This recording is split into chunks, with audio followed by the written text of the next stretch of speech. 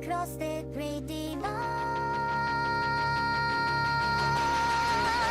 So can we wander for a spell and live in parallel? I wanted to be true to be like you, my heart sings a chorus out of tears.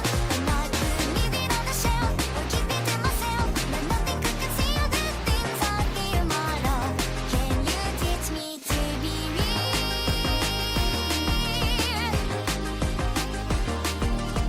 恋をして振られまた捨てられて I've been constant that you're back and gone, but lately I just can't do anything at all. I used to pride myself on my discretion, a sensible devotion, loyal and attentive. But when I take these numbers as they are, I'm reading with a senseless feeling in my heart. Oh, I'm defined, I seem to be defeated, but if I redesign, then maybe I'm completed. And to run, I won't take it back this time. Words in sequence form a thread, I trace it to the end. A knot inside the logic wrote inside my head. Tie my down, more love instead.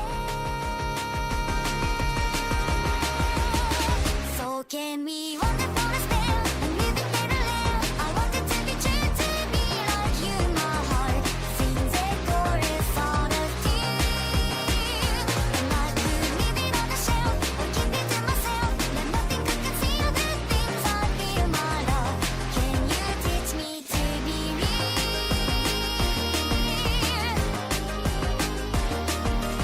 泣きたくなってもそれでもかき集め And though I try, I can't reply. It hurts my eyes and I'm without an alibi. 'Cause all this time I've been alive, and though that I could honestly believe in my own soul. 恋をして Can we wander for a spell and live in parallel? 'Cause now I know it's true, I'll be like you, my heart beats a rhythm just for you. And I could leave it on the shelf or keep it to myself, but nothing could conceal the things I feel, my love. I give you my grand reveal. Do you feel the things I feel? I am definite and real.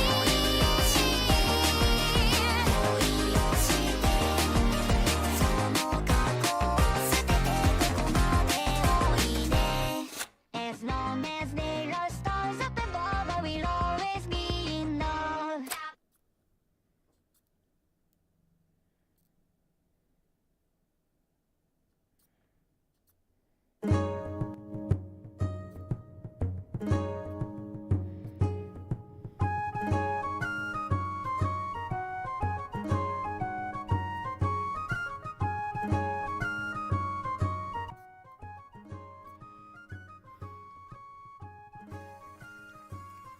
Okay, is it good? Are we working? I was smacking around. What's up, everybody? Hello. What's going on? Oh, it's good to see you all. Hi. It's been a while. Hi, Rat. Hi, Rook. Kaiburu. What's up? Hello, everybody. What the hell? What the hell? Yeah, news starting soon, you know? We're starting fresh, rather. Welcome in. Hi, Noel. Hi, stream peeps. Hello, lurkers. Hello, VOD watchers. If it survives, that is. Who knows? This world's unpredictable. There's a longing sense of uncertainty. Hello, everybody. It's been 7 years. It has been 7 years. The heat has been helly. The heat has been helly. So I've been city, and doing other stuff in the meantime. But you know what? I got some stuff in the wait. Hello, everybody. I'm here to talk. Music. Oh, there's like 2 of them. Thank you, Noel, for the sub. I'm sorry, like, it doubled on you like that. I guess it's just like taking them all into account. Hi, thank you, sir, for the prime. I hope you enjoy the emotes. I've been adding some new ones and stuff. We've been snacking on some new ones. Yeah, guys, what's up? Sorry there's been no music reactions. I know you guys have been kind of dying for those ones, but quite frankly, I just wanted to troll you all. I wanted to, lead you all on. I wanted to lie to you. And, just make bank. For real though, it's just been really hot. It's just been really, really difficult. I did snag. I don't know if I've talked this on stream yet, but I did grab a air conditioner and completely, open it up. It was like one that was thrown out. Damn right, I was doing some dumpster digging. Some dumpster deviousness. And so I grabbed an air conditioner that was thrown out, but guess what? That was still working. It was still good. I can actually get good sleep now. It's kind of evil. I had to clean the entire thing out because why am I gonna? I'm not gonna just take someone's their air conditioner. It's just gonna spit out a bunch of I don't know, kemped up stuff. I don't know how many little fleas is in there. So yeah, I did a whole rework. I unbuckled. I unscrewed the whole thing. I basically became an engineer. And so yeah, we I actually have air conditioning now. I can actually stream effectively without feeling like I'm gonna vomit. So yeah, that is a big progress update. That's a big progress update. If people don't know, I stream in this room and it feels like a sauna. And quite frankly, if I'm moving around, dancing no less, to change a little tune, I'll be dancing to my grave. So yeah, that's a nice little difference. Super villain arc. It's not they threw it out. They threw it out. That's not really my fault. I didn't grab it from their window. It's a different lifestyle. Not yet, guys. Is that a Labubu in the loading screen? That is not a Labubu in the loading screen. That is definitely not a Labubu. Oh, that's just if you're talking about the Hello Kitty character, then that's not it. You gotta get around that. Forgive my ignorance. No. Has stolen 73 billion Canadian dollars. Oh goodness, guys! I don't even know what I would do with money like that. Well, I would give it to charities and stuff because I'm a good person. But damn, I don't even know where I would start. I'm so frugal. Is it frugal? Or stingy? I might be stingy with my money. I don't really like to really spend a lot. I don't really need a lot. So I don't know. Give it to you. There's a few people who said that immediately. But hi guys, here, let me appear on screen before you. I hope this is the right scene. Boom! What's up, guys? Yeah. Yeah, I'm here to just kind of chit chat a bit. There's been a few things going on in the music world, just the news world. And I think it's worth talking about. Why does it double? Do you guys hear double? Oh my god. Yes, hi. Thank you. Lila Lou. Oh, that's such a cute name. Thank you so much for the resub for 2 months. Thank you. I hope you enjoy the damn little scrimblows that you can spam in other people's chats. I hope you enjoy those. I hope you terrorize. I hope you terrorize people. Some of the new ones I added, I'm pretty happy about. It is pretty good. Thank you so much for the support. Gonna drop? Gonna dropped? Oh yeah, I guess Gonna did drop.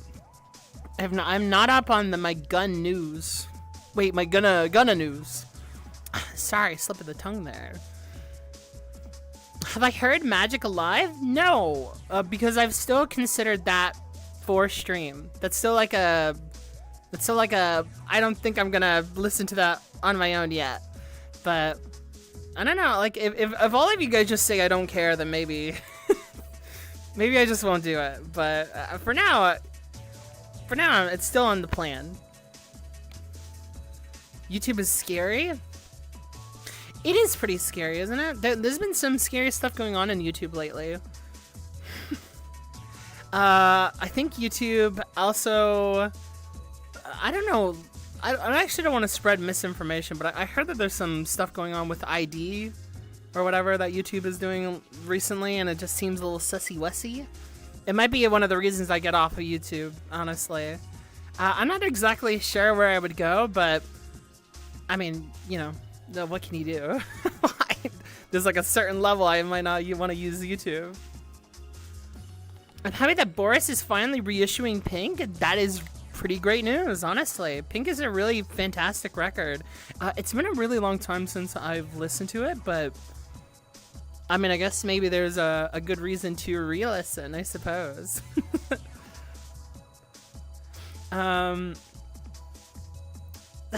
When is the Hugz La Boo Boo coming out? Never.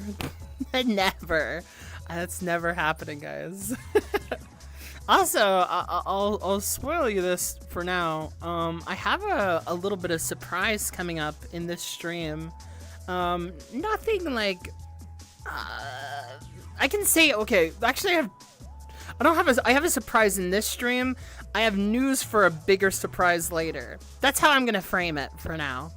I have some plans that I think are gonna be really cool, but I've been working on some stuff regardless, and I'll show it off a little bit later, but a little bit too later. You'll see. Here, hold on. I wanna move you guys. Sorry. I hope that's not too disorienting for some of you people with vertigo or sickness. I don't know. That. Announcement for an announcement? Yeah, basically. Yeah. Insane year for hip hop? Yeah, honestly, that is also still on the realm of possible reactions online. As long as I just don't get too antsy, the Clips record will be listened to. That 100% will happen. But yeah, I'll definitely talk about it on stream. A surprise? Now I have to stay up all night and so I don't visit. It's just not the time to show you guys yet. It's just not the time to show you guys yet. I want to use it sparingly. Sparingly. Hi, I've been watching your actions for quite some time, but this is my first time catching a stream. Welcome in. Nice to see that you've enjoyed at least the retained VODs online. I'm glad you've been watching and checking out. Thank you. Welcome in. What's up? Make sure to behave and subscribe. No. Hugz, can you tell Noelle60 I say hi? I can't use Twitch right now. Noelle60, Allard wanted to say something to you, but they're really shy and they don't know if they can say it, so just gonna let you know that for now that there's some drama brewing. Okay. Alright, go.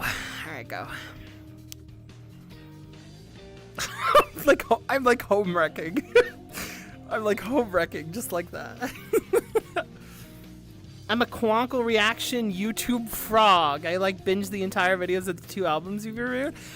Honestly, guys, that is just really flattering. Like, those videos are not videos, those are movies. Like, especially the scraper. Like, genuinely, I saw the amount of people who watched the Horizon scraper reaction. I'm just like, guys, that's like 7 hours. I'm glad you guys enjoyed it, though. Honestly, there was just so much to talk about the record. I mean, it could have gone on potentially forever, but you know, everything had an end. But thank you. I hope you, I hope you enjoyed your season of the reaction. No. Noel says, "Hi, Allard." Oh, I'm doing like telephone right now. Allard's to Allard. Hi, Allard Bungus. I promise I won't bite too hard. Look, I'm not gonna read any more of these. If you guys are just gonna like start like, if you guys are gonna just start like, you're gonna start sexting or something. If you start sexting each other, if you start RPing in the middle of chat, you're gonna get banned. All right? Jesus Christ. Also, in 1 week, we'll be starting a new job. Oh, that's great to hear, Ketra. Have to be responsible, sleep on time, won't be able to catch streams. You know, like, honestly, just, like, take care of yourselves, guys. Like, I'm not going anywhere. I'm not going to be going too far. I'm going to be around. Also, like, again, if I can afford it, the VODs will stay up. You won't miss out. But I do love catching you guys here. This is why I stream. That Vanish reaction was crazy. It took me 3 days to get through it, but I had to do it. Thank you. I hope you enjoyed it. I guess I guess there's like a barrier of entry. I guess if you watched all of it, you either hate me, or you really liked it, or you thought it was interesting. So thank you for watching. Regardless. Did you hear that there is a Jirachi album? No, I don't even think I know what that is. Have any plans to listen? No, but if you give me a good pitch, this is your time to shine. If you give me a good pitch, I'll listen to it. I mean, not now, but maybe down the road. Is fire? It's EDM? Oh, that's really interesting. I was like looking into EDM recently because I was trying to like figure out. I think it was because of Teddy Lloyd, and I was trying to like go through like genres because a friend of mine asked me, and I don't know if anybody listened to Teddy Lloyd, but they made like the soundtrack for Panty and Stocking. And then they also made that like really popular Me. Like they were the music accompanying that music video. And yeah, they're kind of like just jumping around. I think they worked with Maury at one point.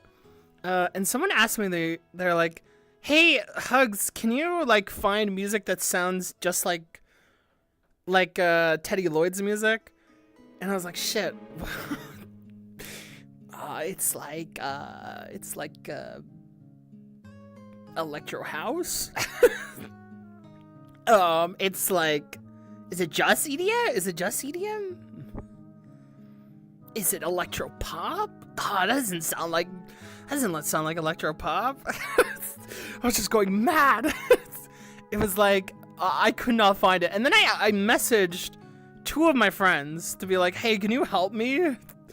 And I think everyone settled on that it sounded just like Teddy Lloyd's music sounded like what are they called? Oh no, I've lost it. I think they're called. Here, actually, you know what? I can shotgun like find this immediately. I can be fast. I think they were called. Oh, I'm almost there. Oh yeah, Moe Shop. It was Moe Shop that I was thinking of. And then like I showed Moe Shop to my friend to be like, "Hey, does this sound right?" And I tried so fucking hard.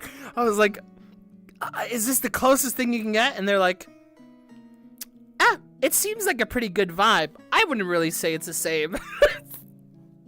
I was like, fuck! God damn it! I don't know music at all. So I was trying to like really hard to like, I guess study electronic music recently. So that would be kind of fun. I think I'm like in a dubsteppy mood. I'm in a favorable mood toward the electronic stuff right now. So maybe that would be a good shout. Have I listened to Violet Pony's latest album? No. No one actually, surprisingly enough, I haven't gotten a lot of recommendations for Violet Pony after doing the reaction, but I've definitely gotten a soldier. There's at least like 2 soldiers, I think, that are like, can you please listen to more Violet Pony? So I guess there is like some people who are definitely into it. If you guys want to see me listen to that, I'm curious. I mean, Violet Pony has not steered me wrong so far.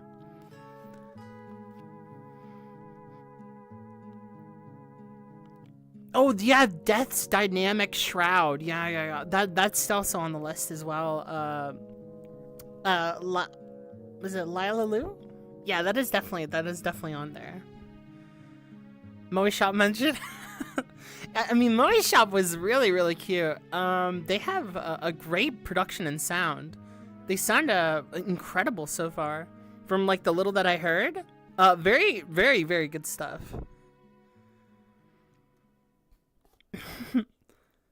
I watched like 30 hours of your reaction. 30 hours. So I don't think I'm hate watching at this point, but I don't know. Maybe deep down I am. We'll find out. We'll find out in this stream, maybe, Dom. We'll work on this together. Thank you so much for watching, though. Electronic music is such a large world. It is. It is such an insanely large world. It has 50,000 different genres, or rather subgenres of the same branch. It is not a uniform art form, and it makes sense given that like the technology is so brand new and so, you know, versatile. It allows for so much distinctness that would not exist otherwise without the tech that we have. So yeah, it's really cool to see like how much people are still adding to it. Like Igloo Ghost is still someone I think about a lot in terms of like, I think the glitch hop or stuff like that. Like that's some of the coolest things I've ever heard in my entire life. So yeah. And yeah, also Jane Remover also is making some crazy sounding stuff. I've never would even imagine it sound like that. The new Violet is good? We'll see. I'm totally open to I'm totally open to seeing if it's bumping. I'm sure it will. I don't think like,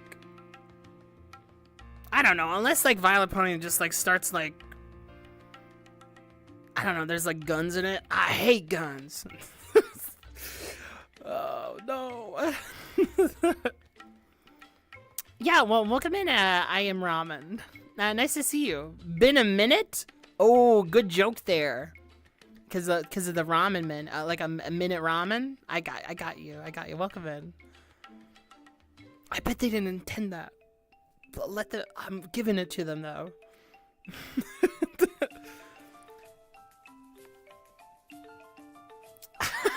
You pumped your fist and said hooray. Oh, that's the animation. Oh man, I aspire to, I know I say this as a reactor, but I aspire to be that animated. I aspire to just try and express myself in this world of with free will, or rather just like, you know, living in the world that we must express ourselves as much as we can. You know what I'm saying? Have you checked out Goal's holding record? No. Also, like, if you guys are curious, you can check the album of the year page that I have, or my Rate Your Music.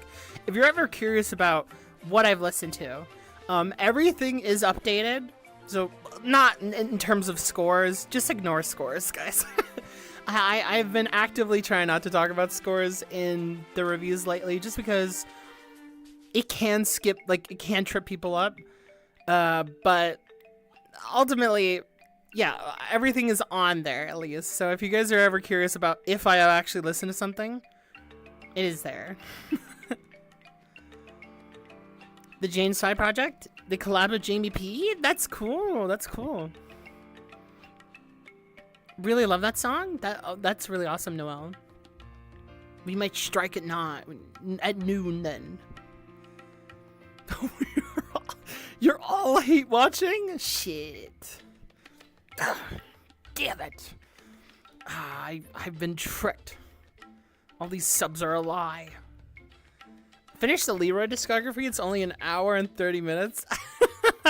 I guess like there's not really much Leroy left. Maybe we'll just do that, like we'll blitz it one day. But well, I don't know. We'll see. I find it really interesting that a lot of you guys are still interested in the Leroy stuff. I legitimately was like, wow, like I really liked that record, the grave robbing one. But I was just like, wow, you guys really like it. You guys really like that stuff. I mean, you know what? Gotta catch them all, right? Like we pretty much listened to every Jane Remover project except for the old stuff. So, knock it off the board, I suppose.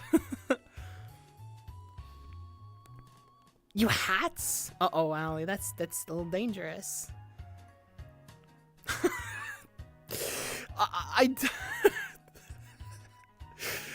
I don't even know if I'm taking it out of context this time, Allie. Allie, I always read your stuff out of context, but this one, I think this one's just you. You just said I hats.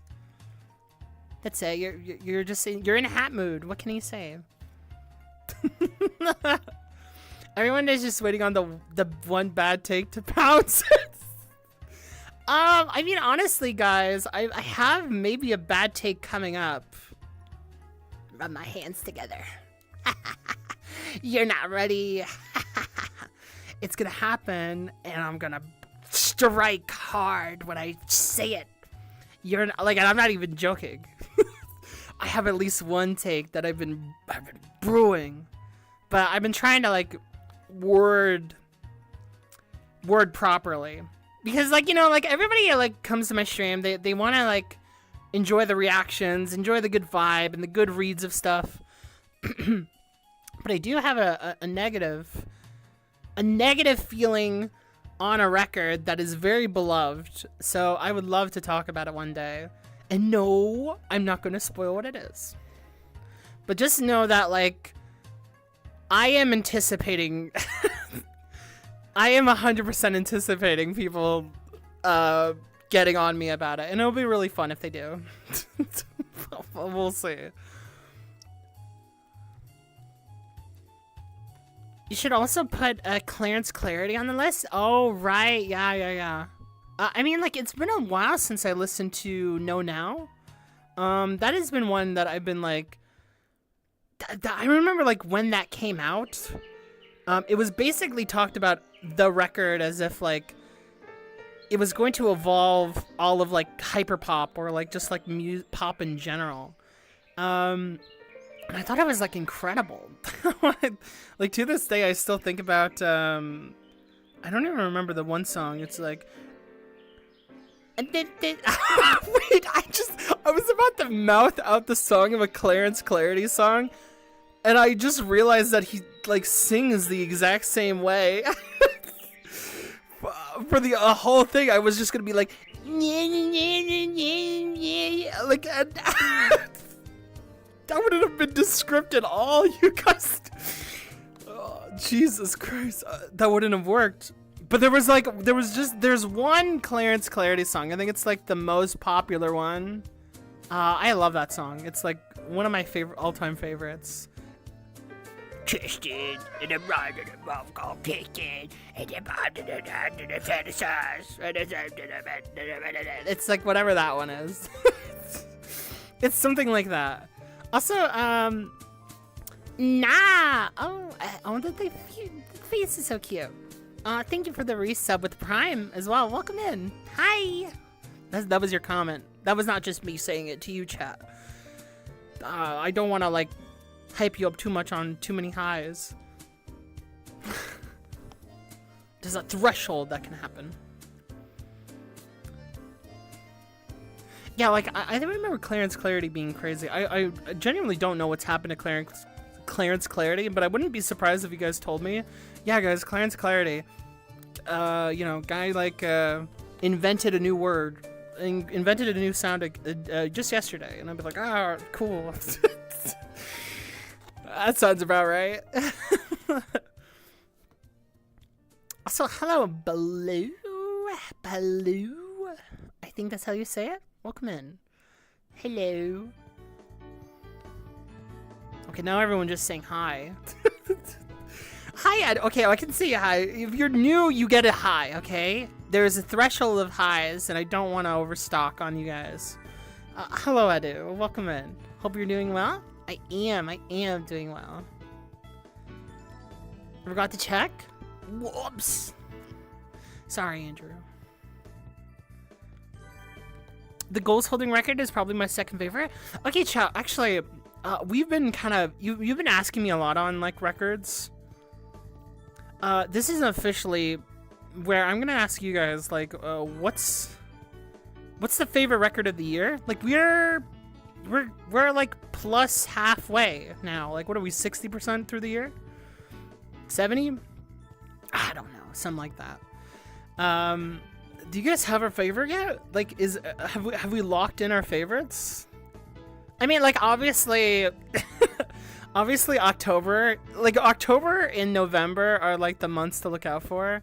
Those might screw us. That might screw the whole list. But I would be really curious to see what you guys are like holding on to, like this far in. I have like a few answers myself, but I don't know if I want to lock anything in yet. Second time catching a stream? Last time was when reacting to Mount Erie. Oh, that's so cool. I'm glad that you made it to the Mount Erie reaction. That was a really cool one. That was really, really fun. Welcome in.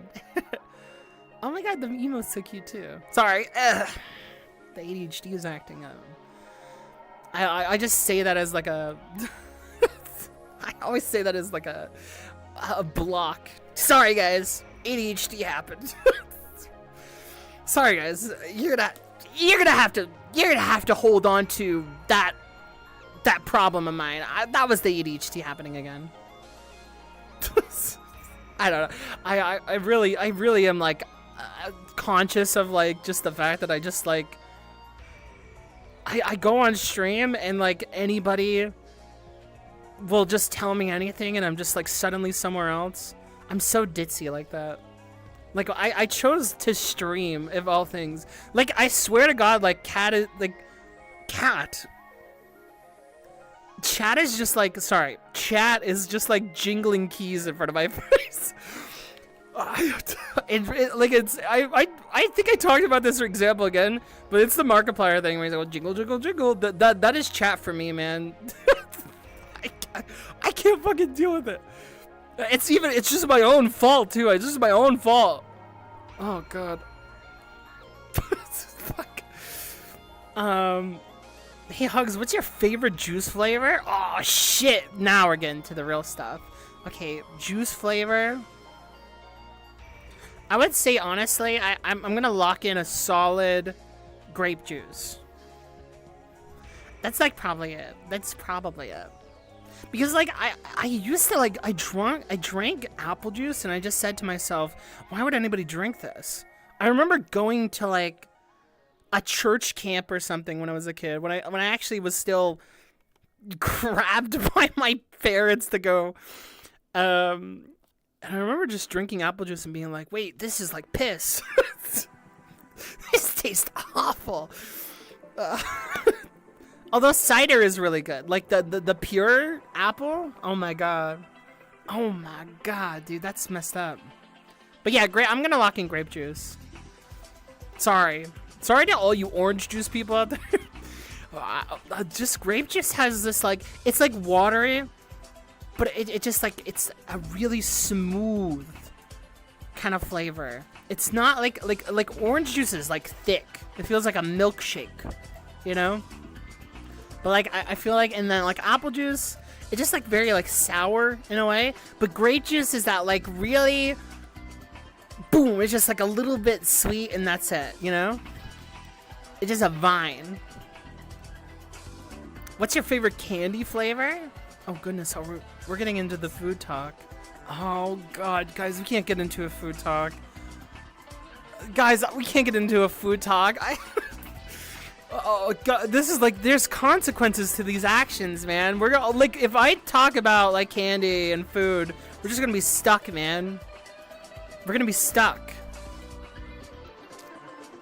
Okay, but my answer for best candy, check it. All right, it's gotta be like those, like, what is it? It's gotta be like the bite-sized Maltesers or something. The like the waffly little balls or whatever. You like bite on it. You get the chocolate exterior, and you go. That's like the best thing ever. Does that count? Does that count as candy? Okay, if you want a candy, like the candy answer, the candy delivery, maybe like, I don't know. This is like those, the pink ones. Yeah, I know. Don't go ahead and say it. It's like the pink ones of those like multi-fruit squares or whatever they're called. Those are like the best ever. That would be my answer. It's specifically, I think it's like the strawberry one.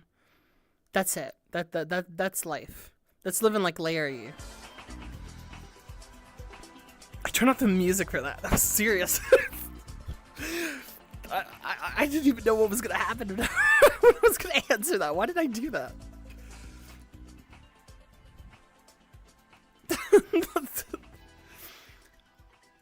We have to love bad takes. It's all you have to. Dude, I'm on my hater arc. You know, like I've been hating stuff lately, and I need to just like get it out there. No, honestly, no. Legit, like, whatever I'm working on, I think you guys will like. At least that's the goal. She hates T-Pab. No, okay, I will say this. Oh, do I want to spoil it? No, it's too juicy. It's too juicy. I'm not gonna spoil it. You're baiting me right now. You're baiting me so bad. No, you're not gonna get it out of me, okay? It's not gonna happen. My Beautiful Dark Twisted Fantasy, less than a 5. I mean, honestly, I'll just tell you right now, Runaway is not that good of a song, guys. If you want a real take, Runaway is just like, Runaway is like a solid song for like a good 80, maybe like 70% of it, and then you get to like the end. And it's just like a little bit like too long, man. Like that, like it's like, oh, the obscurity of his voice. Wait, we almost crashed out, actually. We almost crashed out. Hold on, the stream like buffered real quick. But that like last part of Runaway is like, it just like it feels so, and I don't like using this word, but it feels so pretentious to me, or just like a little bit just bloated. Cause like I think like conceptually, if you want to go for, it's like, oh man, he's the suppression of his voice is obscuring what he wants to say. Oh, he's suffering. I think that's like totally fine as like an idea, and I think it's immediately felt. But the novelty of that is lost for like how long it goes on. You hit this like point of like, yeah, man, I get why I can't hear you. More ways than one. I get why I can't hear you, man. But yeah, look, we're not gonna like glaze Kanye in this chat. He does not deserve it. Not right now. Biggest T-Pap hater. Well, you know, you'll see. You'll see. Clarence cartoon. It's not even. Whatever, man. I don't know why that tickled me. So Clarence cartoon. It honestly, it would fit honestly as like a sub name or something. Clarence cartoon is a good one. I wish there were more Radiohead haters. That's not just me. Well, I'll tell you right now. Like, you know, I hate Tom York, man. You know, the dude's a damn coward, man. You're gonna like go on and be like, oh, guys, I'm just saying I am reading into propaganda and I don't understand the whole situation, man. I'm just gonna do whatever I want. And it's just so funny because like that band literally started out with like stuff like OK Computer, and it's like all about like how the system is kind of like, it's kind of like a capitalist dishevelment, you know, or like illusory like suffering in the world that they live in. And then he's just like doing this clown shit, man. Damn. Just so lame, man. So yeah, you know, I'm not gonna glaze Radiohead either.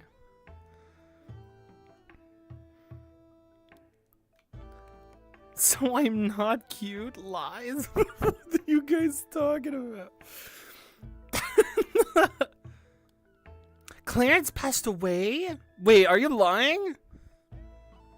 Dude, no. When? No. Are you lying? Don't lie. Oh, please don't tell me that's true. No, please. No. This was a stream of good. Oh, damn it. Oh, no, please tell me that's a just tell me that's a lie, please.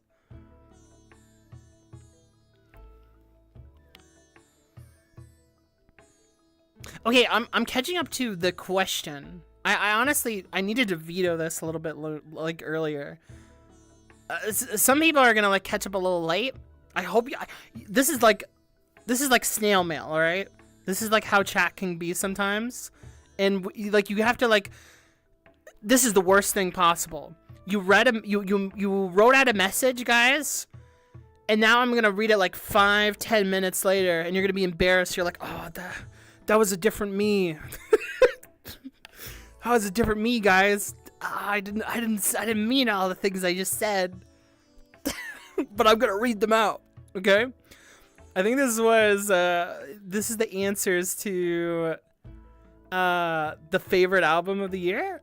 Someone was saying, Blue said, oh, I do not know how to say this name. Cancinera by Natalia Lafourcade. That's sick. I completely forgot that she released. Death Haven. Alfredo 2? I don't know if I know Alfredo 2. I'm just hungry now. Lonely People with Power? Or the Ninjarachi song. Maybe. Okay. Revenge Seekers? Yeah, like, honestly, that record is just a kind of blitz of bangers the entire time. Just like the best that I've heard of that genre, of just like the mumble, the just like club aesthetic to it. Man, that shit, that is like, you know, shout out Palkia, dog. God damn. But then Vanisher came out, and then yeah. Yeah. Honestly, Vanisher is like gonna be like a top for I think a lot of the community here. I mean, come on, man. That ending to Vanisher is just like one of the craziest. Like it's one of those ideas that like you think would have been done already. But like, damn, man, like the way that he did it was just so fucking good, man. Like to simulate and imitate that noise, make it so goddamn cool. Shit, man. That's real music. Constant Companions Deluxe. Oh, we're gonna okay. I haven't said this on stream. I have replied to people in comments, but you can like you can bookmark this. I am gonna listen to the deluxe version. I don't know if I'm gonna listen to all of it again. I do remember a fair bit of the content, but I will listen to anything that's new, and we will talk about it. So that'll be it. That'll be it. My album of the year is between Conkle and Magic Live.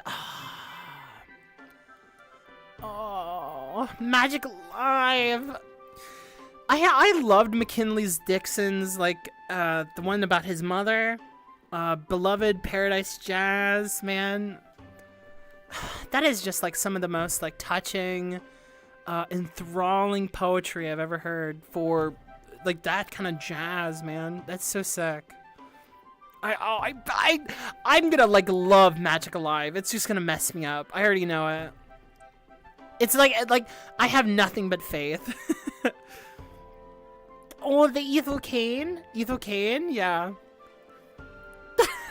I learned about Ethel Cain's, like, YouTube channel, by the way, guys. The one where, like... There's, like, a video of Ethel Cain just, like, talking. I think it was, like, taken down or something. But it's, like, one of the most funniest videos ever. But it's also, like...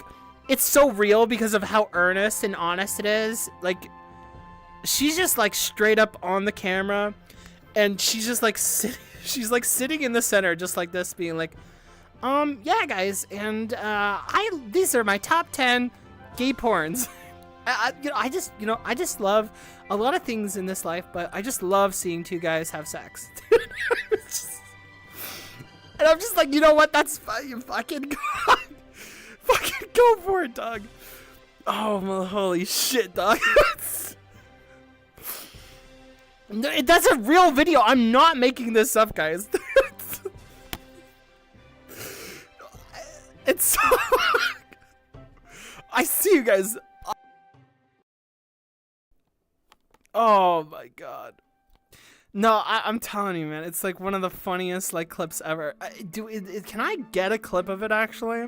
If someone wants to, like, grab the clip, I'll fucking pull it up right now. But it's just like... I was just like, damn, Ethel, you're so fucking cool. Oh, God. Clip it? Like I said that? Oh, my God. Okay, if we want to talk about, like, gay porn... I can't do that. I can't do that. I can't do that. I can't do that. Oh, holy shit, man. The best, like... I can say right now, the best gay ship of all time is still Naruto and Sasuke, though. So there you go. If you want, look, if you want that, I'll give you a little bit, alright? Now run with it. Give a dog a bone, alright?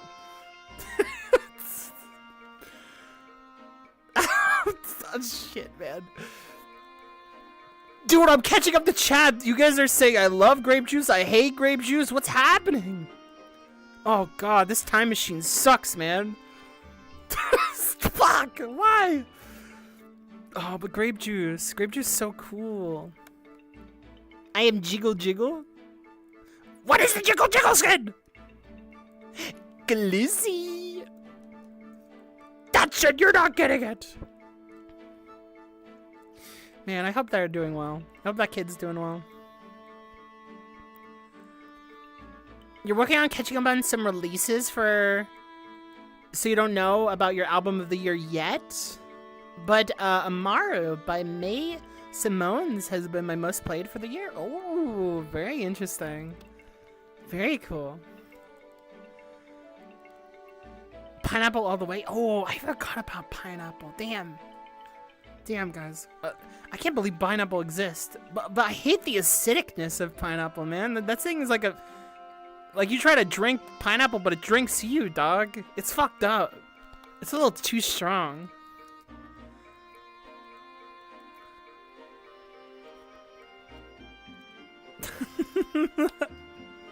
My favorite is apple? Shit. Cranberry? Yeah, cranberry is pretty cool. If she resists, she might go from 20 to 30 minutes. Dude, like, what do I do? You know, like, I have to read chat, all right? Like, I have to go through it, all right? I have I have to be up there with you guys. You guys are like say like look, I gotta just it's gonna be an hour. Oh, Jesus, man. Like god damn, it like literal like you send a raven out to go like talk to me. Oh god. Oh, because she's pink, I got yeah, you guys get it. It's like it's the beauty of the pink, you know? Literally, like, look, those don't exist. What do you mean they don't? Okay, this is just a gaslight. Someone ban Allard for 50, negative 50. Don't do that. Don't do that.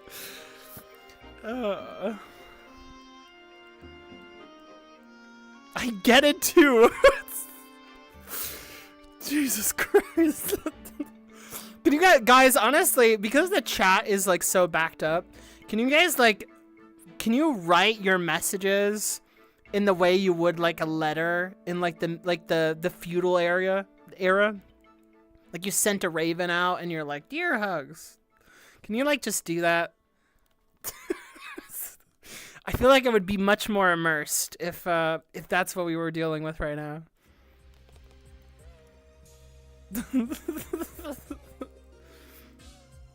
Okay, here's my runaway comment. Hold on. If you hate on the devil in a new dress, I'll crash out. Shh. Shh. Chat. Shh. Don't say anything. But I have something to say about the devil in a new dress. I don't remember it. Don't say anything though. We're gonna keep that between us, alright? I just don't remember it. Oh god. The brief scary stutter? Yeah, that's just like that's good old setup doing wonders, you know. You only come back to 4 songs on My Beautiful Dark Twisted Fantasy? That's kind of like a real thing. That's kind of a real take. You're kind of living in the real world. That's yeah, I have no I don't think I ever have like a start to finish love with like My Beautiful Dark Twisted Fantasy.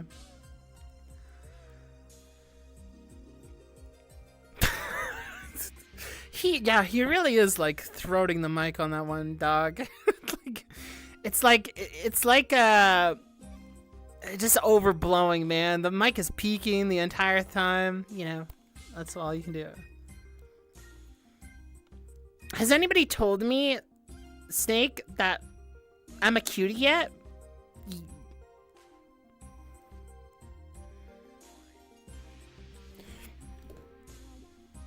I wanted to make a really loud noise, but I realized I'm not close to anything. I wanted to make a slam sound. I wanted to like break something. The answer is no! And I don't want to hear it. Thank you, Snake. May your soul be blessed and you cherish. Thanks. You know what? I'll take it. I'll take it. Blessed as well. Okay, fair. I was gonna say Karma Police is one of my favorite instrumentals of all time. Oh, honestly, Karma Police is like look. OK Computer is still pretty good, but I don't even want to talk about OK Computer, man. Like what else is there to say about OK Computer aside from the sequencing? Like what do you even say about OK Computer? Guys, the pigs, like a rat in a cage. I don't know, man. There's not much to say anymore.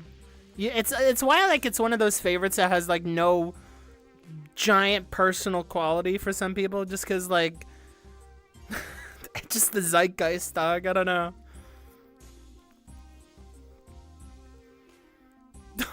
Don't use the guys. We can't use the word jorking in this fucking chat. We can't talk about that, dog. Don't use that word, man.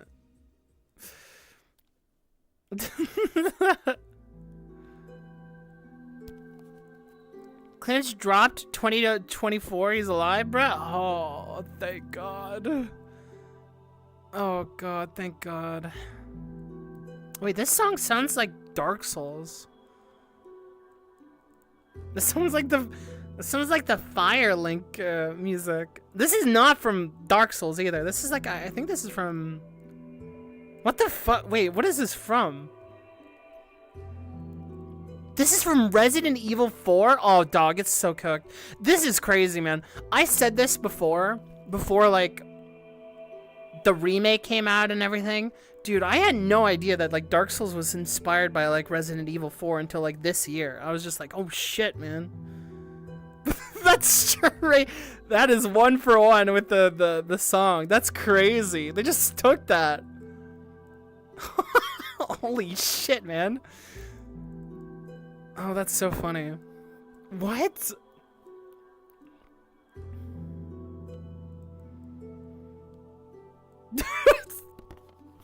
We need to let her catch up. She's on Internet Explorer time.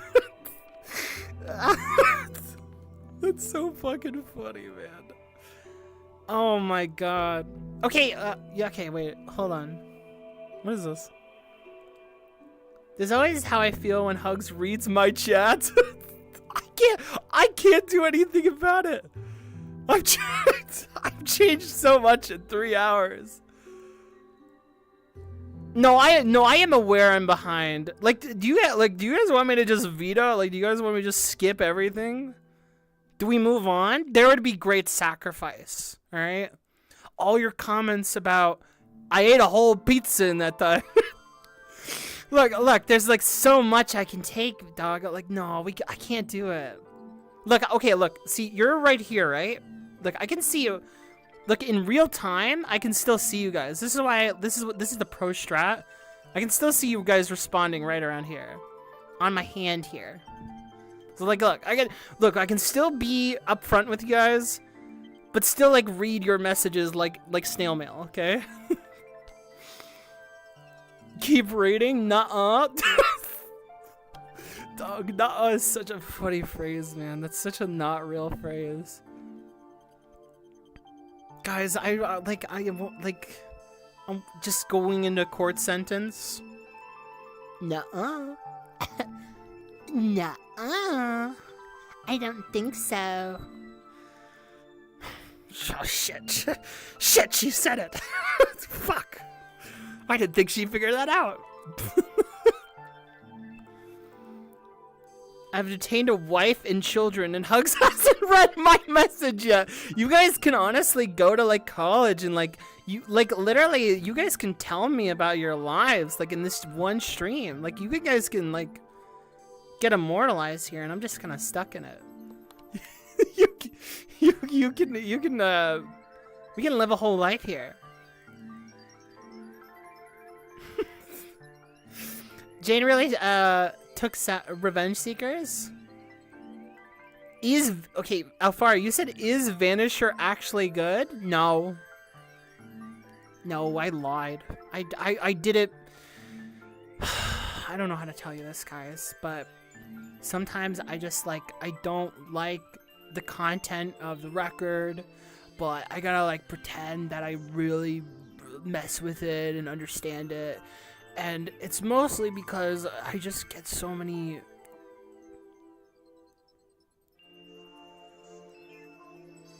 Boo! Gotcha, guys. No, that's pretty good. But yeah.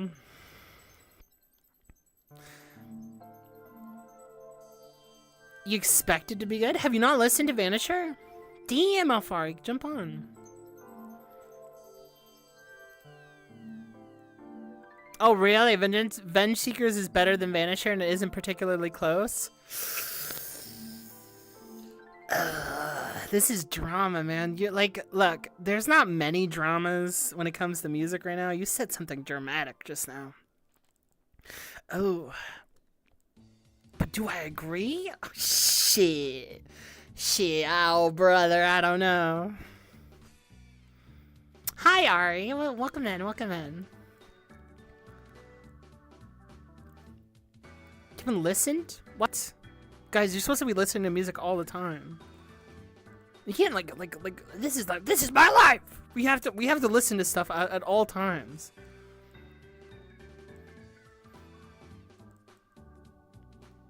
thought it was gonna be Vanisher, but it was surpassed this week. Crazy year for you. Really, LaShawn? That is really cool. What broke the barrier for you? Also, hi, Dim Dolphin. Nice to see you.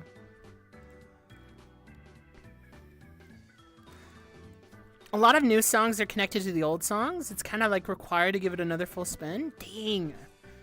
Yeah, I probably should, Ali, but I mean, like, I do remember it. I do remember it well. Like, look, here, the best I can do is that before we go live for the Jamie Page, is it Constant Companions? When we listen to the deluxe, I'll re-listen to all the old songs, and then we'll listen to the new songs. But like, I'm not gonna re-listen to all the old songs again. We've already done that. I'll listen to it offline though, and then we can do it. if we can shake on that. It was cool, but you found it a bit forgettable. Constant Companions. Yeah, I mean, like, it's not my favorite of the year, but it definitely holds like a special place in my heart. Especially like particular singles like Machine Love. I get very touched by that song because it's so trans-coded. It's so fantasy love-coded. It kind of hits that like really cool energy that Jamie goes for, which is like mixing in metatextual narrative with like just really interpersonal relationships with that meta, and then like having like an actualization with that meta text and showing some of the complications of that, of feeling unreal to real. It's just like a really beautiful sentiment that, I don't know, it just gets me all like, I don't know, it gets me all sensitive. I love it. But yeah, I can see Constant Companions maybe as a record kind of slipping a little bit because like I don't think about every song on there either. But it is really good. I did love listening to it online. Okay guys, actually, so I want to show you guys because we have like a few people here now. Some that are worth showing. But I have like a little thing I want to share. Okay? So, we have a... wait, it just stuttered. Dude, I could have been trolling you. Dude, if my whole system just crashed just now, I would have trolled you guys so hard. I just like blanked there for a second. Okay. Alright, just a mental reset. That's all it was.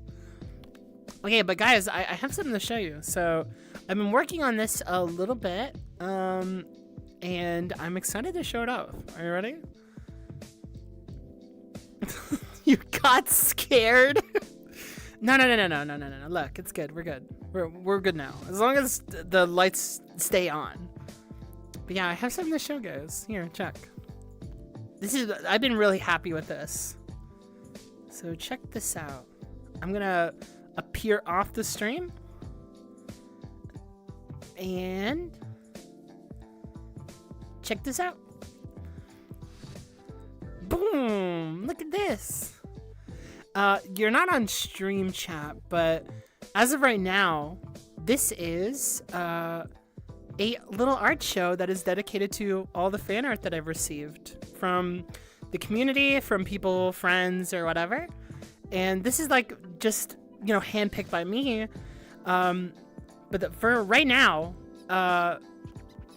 this is everything that like we've kind of like shared, including this is like also my art, just so you guys can see how bad it is in comparison. But I wanted to showcase all you guys like who made stuff and like give you guys something to do. This is like this is the official BRB.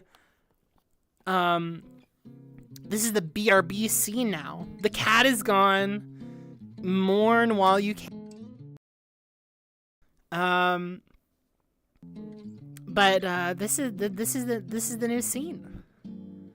And yeah, I made sure to put any comments. If you guys post any more art or anything like that, I would be more than happy to share this on with you guys. But yeah, this is what we got so far.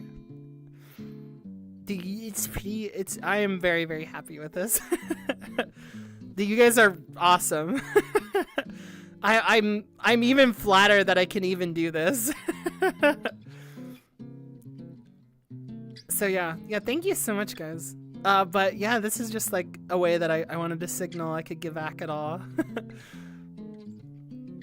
the rip the cat. Yeah. But yeah, that's what we got so far. That's what we got so far. I'm glad that you guys like it. I'm super glad that you guys like it. Dramatic pause. Sorry. Yes. Yeah. I know. I love that art. It's like it lives rent free in my mind. It's very, very cute. But yeah, this is it has a filter. So as of right now, it's kind of like going on like a bit of a strip. But as I kind of like add more to it or remodulate it, yeah, we'll have this just for the time being, you know? The bear? I love the bear so much. I love the bear unbelievably much. As much as you guys keep trying to shove the bear into this chat. The bear is very funny. I love that. But yeah, guys, yeah, this is what I've kind of set up for now.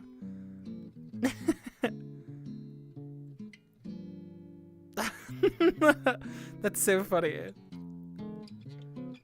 But yeah. Yeah, this is like your intermission. It's so fun. I didn't even plan the music to play like this, by the way. This is like intermission music.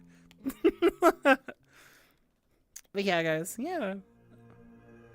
The bear mentioned my goat is back. I should never have included that. I should never have included that at all. Alright, but anyway. Yeah, so anytime that I'm off stream, that'll be the plan to play it. Now that I've said that, I have not something I can announce in explicit detail, but I do have. Wait, the drums actually kind of fit there. I actually do have a large video project that's being made.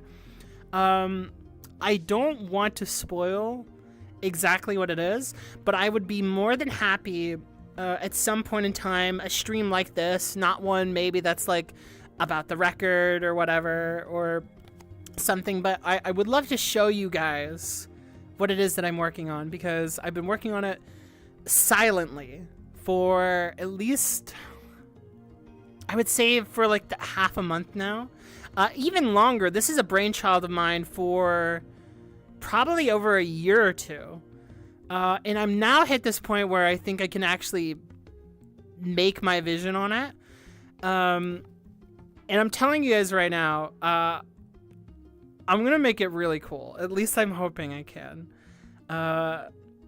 There's like a really weird part of me that just like, I could make videos where I just kind of sit on stream and then, or like I sit on camera like this, like, hi, and I can just talk to you about whatever. And I feel like those are definitely going to be tangible, like especially for this channel. But there is something far more dedicated I want to make for you guys, so that's on the horizon. The plan is at least until the end of the year. I think that if I just lock in, it should be done. It should be done in like maybe 3 months. Maybe at the most 3 months, at the least 2 months. Because I'm just not like, maybe even a month. But yeah, I'm just going to give myself that 3 month period. So I have a really cool one because that'll be awesome. Also, yeah, I kind of mentioned already, there's also another thing that I'm willing to talk about, which was like, as again, there's actually a record that like I'm willing to kind of be negative about, and I think that like the worst kinds of videos for me are just ones where people like want to just talk about like A, good, B, bad, and list some arbitrary reasons why like the record is just like amazing. But to me, I would love to interject like a more of a historical lens with this record, because there's so much interesting there's like a really interesting thing about music. It's just like the history around it, the subculture, the politics that lead up to things. You know, like house music, for example, is incredibly political, but is not talked about at all. The scene that it like was born out of was like an unrest that was really notable, or like it was really felt within a sub community, until it was kind of like whitewashed, I guess you could say. So yeah, I have those in plan. I'm really like guys, I'm really genuinely excited because I just think I'm gonna try to just make it as much as I want, but I'm locking in. But yeah, that's my sell to you on the very vaguest level. That's all I'm gonna say for now, because I don't want to like just tell you guys what it is. I want you guys to just find out, because like when you see the title of it, you're gonna be like, shit. When you guys see the title, I'm hoping you guys get an oh shit moment. You'll see. DJ Sprinkles, very true, Aquarius, very true, very, very true. But yeah, this is, by the way, me talking about the record that's going to be made is not going to deplete streams. Streams will still exist and I will be on here, but in the shadows, something is brewing. So that's all I gotta say. We're still gonna be doing reactions, all that, but I do have a larger project in mind. So I hope you guys like it. We'll see. I optimized and concentrated my hate. 37 hours? Shit, man. No, it's definitely not gonna be that long. There's no way that it's gonna be that long. Oh my god. Hold on. Jackson, thank you so much for the sub. The resub for 4 months. Hugz will become the next Scorsese. Cinema. Nah, dog. I can't be self-indulgent like this, dog. I can't be self-indulgent about something that isn't even out yet, man. But yeah. I thank you so much for the support. Why Ants From Up There is objective worst record ever. Look, guys, if you want, there is, if you search my album of the year and just look for a hot take, you will see it. Okay? That's all I gotta say, is that, like, I've at least made it known maybe what it could be. You go ahead and try and see if you can go find it, but as of right now, shh. But that's a second project. There's one project and then there's 2 projects, just to make that totally clear. War of the Worlds is absolute cinema? Oh my god, dude. Yeah, I guess, like, War of the Worlds came out. Here, you guys want to talk some, like, you want to talk some drama? So, what's some drama that happened? So, like, War of the Worlds came out, and that film is, like, that film is, like, one of the greatest terrible movies I've ever seen in my life. Oh, dude, they had a cinematic release in mind, man. Can you imagine seeing War of the Worlds with Ice Cube? I don't know what happened to Ice Cube, man. Like, there was one time that he was in the car for, like, these, like, little romp movies, but now he's, like, in this, like, movie that's, like, trying to promote Joe Rogan and say that, like, hey guys, government surveillance is bad, but you know what is good surveillance? Corporation surveillance. Like Amazon. I don't know what happened to Ice Cube, man. I don't know what he was thinking. There's literally like a line. There's so many lines, rather. there's so many lines in War of the Worlds that just like, yeah, get in the Tesla. That'll keep you safe. There's no conflict at all in that. Oh my god. The entire movie is like, it's really funny. But there's multiple moments where you just go, they actually wanted to say this in a very serious way.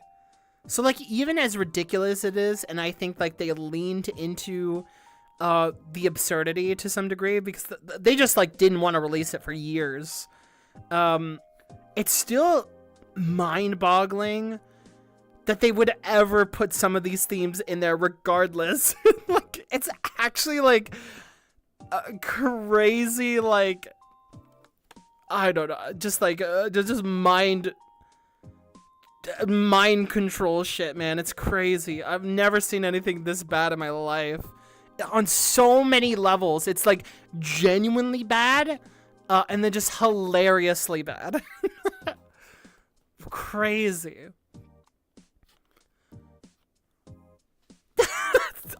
I immediately watched that movie and went to Amazon to order everything they had. Just doing my part. Oh, dude, I cannot. Ice Cube, man. Like, today was a bad day, you know what I'm saying? Like, that was just like, he just turned into an op, man. Like, he was like showing up on like weird platforms already. Ice Cube fell off so much, man. He used to be like such a conscious hip hop artist, but I don't know what's going on, man. The Ice Cube, dude, the reactions are amazing. They're literally a gold mine of reaction content exists in War of the Worlds. Dude, the one of him rubbing his hands together.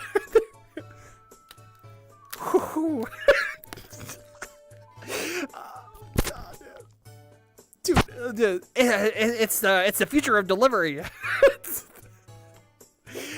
Dude, I can't. It's so fucking good, man. Didn't they produce the movie because some director thought COVID would change Hollywood forever, and he thought it was getting ahead of the curve? I don't know, but I completely believe that.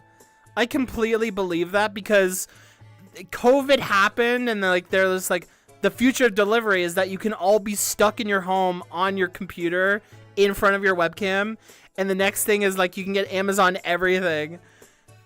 So like, I 100% believe that like, it was just like a product placement for Amazon. That entire film, like there's just one part in the film where some guy is like in the background and he's just like looking up at one of the aliens like, oh shit, man, whoa, fuck.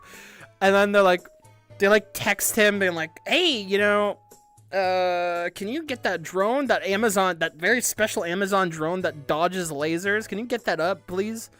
And then he's just like, no, I can't do that. And they're like, we'll give you Amazon. And he's like, bet. And he like does like the most like cartoonish sprint up to the camera. Dog, it's not, it was you! It was you! Oh, man, dude. Oh, no. Dude, no, like, genuinely, like, Ice Cube, what are you doing, man? People loved your music, man. What are you doing, man? You know, like I think Kendrick Lamar still quotes you, man. Oh, dude, we can't do this. Yeah, $1,000 Amazon gift card. Oh, fuck. You need to coach him on how to do reactions? Dude, he needs to coach me on how to do reactions. Just every single, like, clip of him is just going, wow. And there's just being like, literally he watches, like, his son, like, potentially die, and he's just like,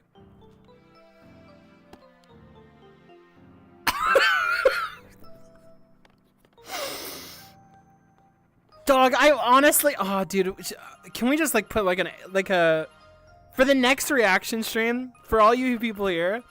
I think the next reaction stream I'll just like use Ice Cube instead of myself to like show you guys how I feel about the record. Like I'll have like a whole board. Oh my god, wouldn't that be fire, man? Ice Cube reacting to clips.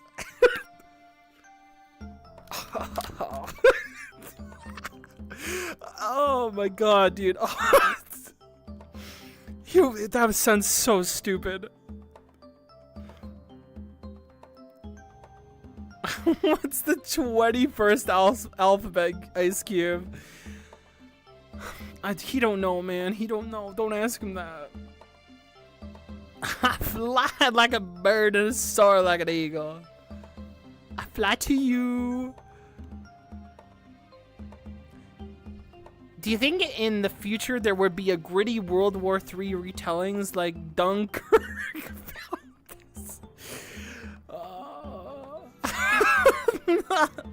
Dunkirk is like filming this shit, dog. That's so funny. No, that's not gonna happen. The only thing that's gonna happen is like it'll be like Amazon drones, like from a sky point. That'll be World War III. Don't worry. And then like that war will end at the end of World War III. Literally, like terrible dictatorship happens, and guess what happens? Also, Olivia, thank you for the follow.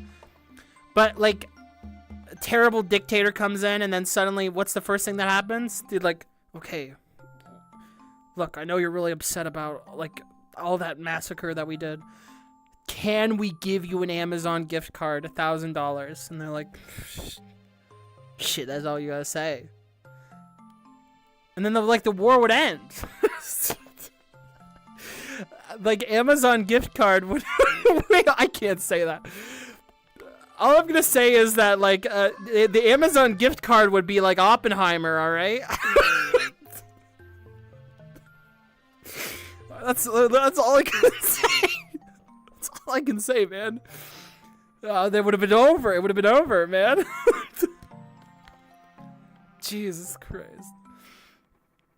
Hi, Chill. Thank you so much for the follow. No, not the follow. The sub. You've been here. You're a mod. Imagine modding someone who never followed me. Thank you so much, Chill. Welcome in.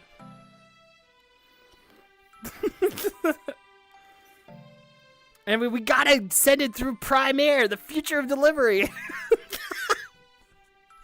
The future of delivery. Holy shit, man. Oh, it's so real. People try to imitate the movie after they see how much attention it got. Oh, so true, actually. I mean, like, honestly, I don't even know if that's necessarily gonna happen with, like, War of the Worlds. I feel like it's just, like, such a fever dream. I think everyone is, like, very reserved in thinking, okay, this is the most insane shit I've ever seen in my life. You know? I think it's okay. I think it's fine. Oh my god, new viewer? True. New viewer Chill here. Welcome in, Chill. Oh my god. But yeah. Okay, so there's one thing I don't know if I want to talk about this. Do I want to talk about this? So like I don't know. The vibes are so good right now. I don't know if I want to get into a negative topic. Here's one thing we can talk about. I would love to talk about Silksong coming out, because I do actually have like an interesting take on Silksong. So it came out. The game actually like released. In like it's gonna release in 2 weeks. I think about a week. I can't believe that. It kind of just like got shadow dropped, and it's just kind of wild that like anything like what would happen this year. Like I genuinely was just like, okay, Silksong's just gone, man. It's fine.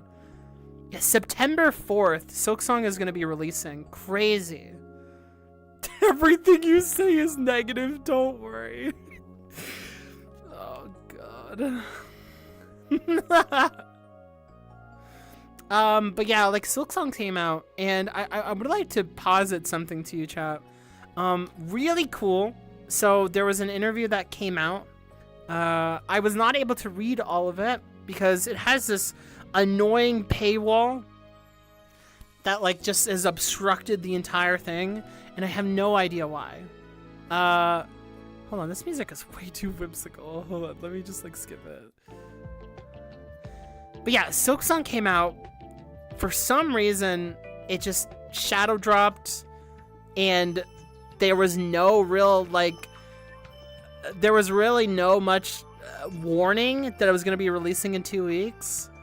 And yeah, I don't know, like all the memes have kind of dissipated because like people, they explained that they were just like spending a majority of the time just like working on the game, that they had a very comfortable lifestyle, a good routine, just working on it. And I think that's like, I think that's really cool. Like, I think that's really cool. Genuinely, like, wow. I think like in any world that we can, seeing like developers be able to just like work at their own pace for the game that they want to make, I support that holistically. I would love nothing more than to see just that. Silk Song came out. Do y'all accept it as gay? Oh, it's gotta be gay coded. Look, you can't be not gay in 2025 as an indie dev, no less. But realistically, yeah, like I thought I thought it was just really cool that we actually got to see the game. I hope you guys are all hyped for it. I'm not the biggest fan of Hollow Knight, but Silk Song actually coming out is going to be like really cool to see what people say about it.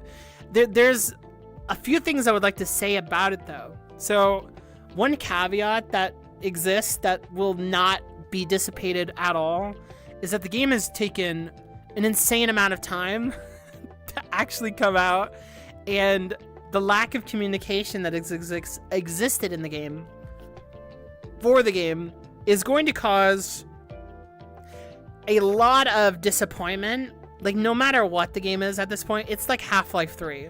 There's literally no way that game is going to come out and just meet everybody's expectations. It's just impossible at this point. Like, there's just way too much buildup, way too much legacy. People knew about the Silk Song meme without ever playing Hollow Knight. You know, like, there is, this is just like a cultural thing. It's an event. This is a major event. But yeah, like, like, I just think it's like gonna be wild that the game comes out, and like I hope it's really great for everybody. I actually, here, I want to say this. Do you mind if like I indulge in a little bit of criticism towards Team Cherry? And I'm going to give you a lot of caveats, but I think I would love to say something about everything that's happened with them. So like, here's the thing. And this is like something that I think we can generate a lot of thoughts on. I think that releasing the game in 2 weeks is a little bit like weird, and kind of like, it's not great marketing, one, but I also think that like the game coming out in just 2 weeks is going to hurt a lot of like indie devs who have been like planning their year around this time, and they're just going to be entirely engulfed in the shadow that Silk Song is going to hang over their head, right? And I want to say this, not saying that like this is Team Cherry's fault, right? I think like, how do I say this? I think that like, if you want to talk about the game coming out and like them being able to work on it and like take their time with it, I'm more than happy with that reality, right? Like, there's literally no point when I say that they're going to be subsumed by Team Cherry's like notoriety. That's just the reality of a capitalist society. Like, there is there's any point in the year that Team Cherry could have said, hey, we're gonna release like a year from now, or like even 6 months from now, and in this society, and not like a communist society, Team Cherry could have like released and avoided engulfing other creators far more. Like they'll never be able to avoid engulfing creators who are far more smaller and starved as artists than them. Team Cherry used to be small, but they used to be like the small indie creator, and like I do wonder if like they overlooked that habit, that like that kind of new wave that they have. They are no longer small anymore. The history of theirs of being like small indie creators, I think it would have been helpful if they just said, hey, we're not really the little guys anymore.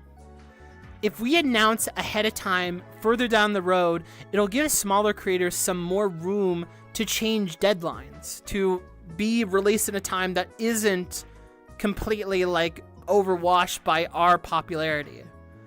That happens like with music, and I know that like for some people they're gonna feel there is like integrity to an artist being able to just release when they want. But I do think that like if there's any thing that I wish that they did consider, was that they would probably cause less damage if they release 2 months from now versus 2 weeks from now. 2 weeks from now is far too short of a notice. And if you want to like, this is not to say like Team Cherry are dirtbags or like they're fuckos and just horrible people for like just not thinking about it, that like they're just gonna crush anyone in their way. But I do simply think like 2 weeks is too short, and like I think the time matters. If you want to know why time matters in development, be a developer, be anybody who's worked on like a long time project, and think of it this way. If you get told, hey, you have to move out in 2 months versus, hey, you have to move out in 2 weeks, there's a bit of that is a huge difference, isn't it? For time, for release, for whatever. There's way more you can manage as a small creator. There's way more wiggle room for them to not like be like completely collapsed by the shadow drop that happened. Because like it's sad. I think it's the game Shut-In is like totally going to be like just like kind of washed out by this like new wave that's coming out. And I think like here, my caveat to Team Cherry is like, if they can recognize this, or they can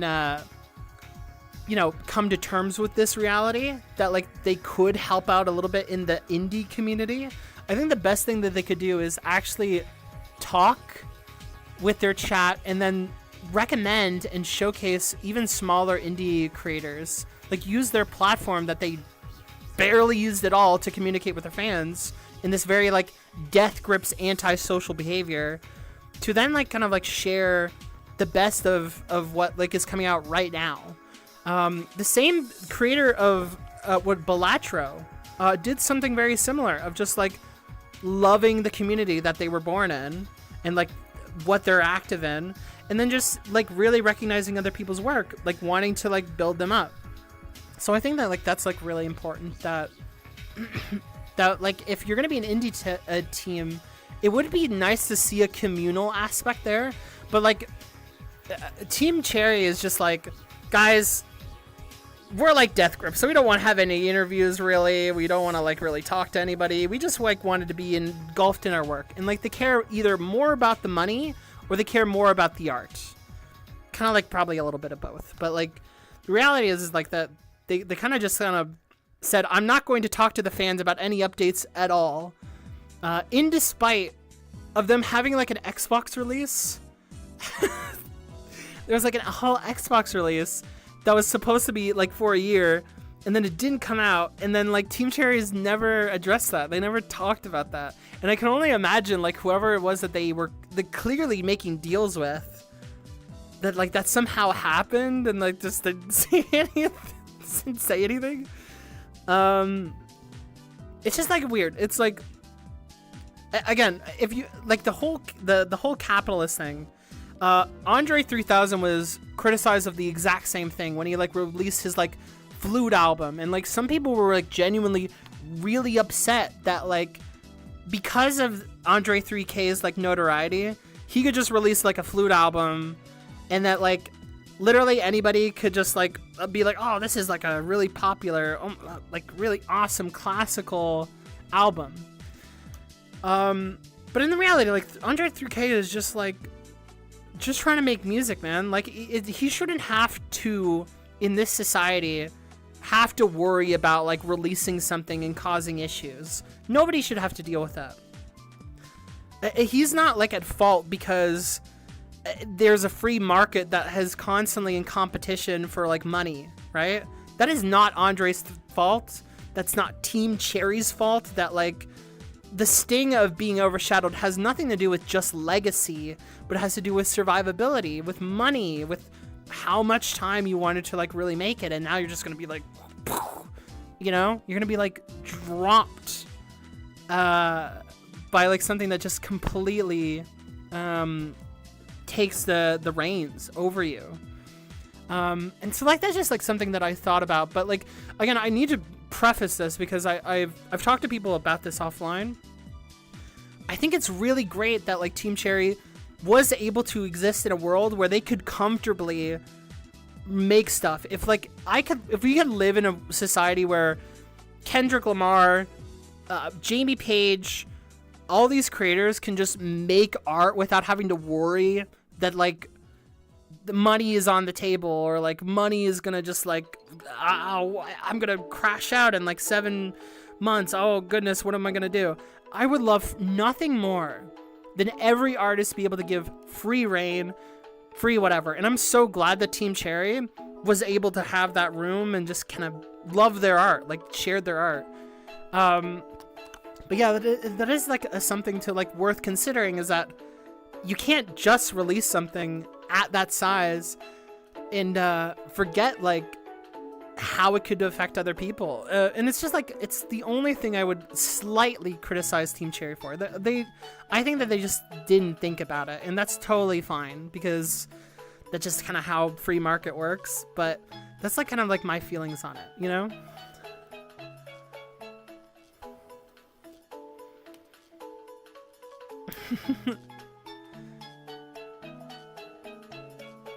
The two artists? Kendrick Lamar and... that's so funny. Yeah, for sure. I agree in principle, but there's definitely not an industry incentive to cater to that in how things operate. It's not about like that I am expecting something to necessarily change in the hopes that like I just will it to be, right? This is just like sort of to comment on the state of the industry more than it is to say, that like, guys, we just gotta like completely alter everything like right now. It's gonna take far more work to do that, but I think like in reality, I think Team Cherry just like, if they wanted to mitigate the most amount of damage that they would do to small indie creators that they used to be, then I think that like that would have been like the best way to go about it. It's not that they had to change their deadline. It's not to say that they had to like crunch harder, because I'm totally against that. But I think like the reality is like I would have loved if they just like maybe platform other creators and then also just released a little bit later like Toby did. And like look, this is not even like to just Team Cherry. If Toby did the same thing, I would also maybe like criticize him a little bit for it, but like not to the point that I think again that like Toby's just like this weirdo, or that like Team Cherry, they're just stupid and stuff. It's just something that I would have like mentioned to them before they released. But yeah, I'm back to, did she make it past the Eminem line? The Eminem line. What Eminem line?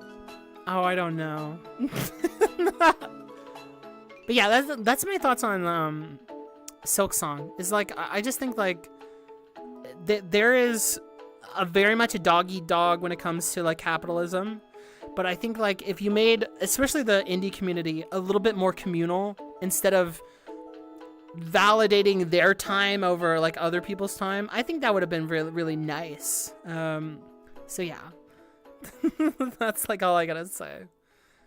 My favorite communist. Oh, stop. Stop. Well, welcome in, Spider. Nice to see you. Toby Fox and Homestuck? You said that like there were two people. Why'd you say that? I hope Toby Fox is doing very well. Oh, guys. Okay, I actually have a bit of a... Oh, God. Thank you for the Prime, Spider. Yippee. Resubbed with Prime. Welcome in. Welcome in. What's up? But yeah. I think, like... I wanted to talk about something else, but if you have some more to say to that... Oh, wait. What is happening? Whoa! Hold on. Wait, I think my chat just broke. No! Stop! There's a pretty a small amount of edge cases of it. Small indie dev team with like huge international anticipated release. I think it's like a pretty new thing. Yeah, it is definitely a new thing. That's like why I completely understand like Team Cherry not like really thinking about it. And like okay, there's also, I should say this because I don't want some people to think like I'm being so inconsiderate that I would dare give this kind of like alternative take for like their release date. I do understand that like probably in some degree that you could say Team Cherry wanted to release the game. It had been so long that so as soon as they got it done, they gave some notice of when they were going to release, but like not much because they didn't really overthink it. They finished the game and then they just went like they threw it at us. And I understand that like working without no pressure and just like going mindless about it, I think that's totally fine. I just think that like you know, I think that would have been a nice consideration on their part. I don't think it's gonna cause the most damage, but I think it's like it is something worth considering. Is that like for every person that we talk about being successful in the free market and like doing really well, we tend to ignore all the people who are sacrificed. That's like kind of like why the capitalism is like a kind of like a lie, is that like for everyone that we look as a success story, there is millions, thousands of other stories that have failed, and that is like just like a really cruel aspect of capitalism that just it feels unneeded. But yeah, again, this all exists because of way that monetary stuff is even structured to begin with. So it's like again, this isn't like no one's fault except for the system in place, you know? So yeah. Someone wrote earlier, dear Hugz, I wrote you, but you still ain't calling. I left my cell. Wait, I didn't read any of the message. Here, I'll run back. Oh no. I'll run back. No. The latter, dear Mrs. I'm too good to call or write my fans. That'll be the last package I ever send your ass. Oh no. Oh no. Dude, okay, I try really hard to like respond to everybody. I feel like, oh god. No, maybe I missed some messages in the time travel. The time travel box. Maybe I fucked up. Oh, shit. Damn it. Oh, no. That sucks. Fuck. Oh, no. The question is if people are happier that they essentially shadow dropped it, or if people would be satisfied if waiters were given another 3 to 4 months.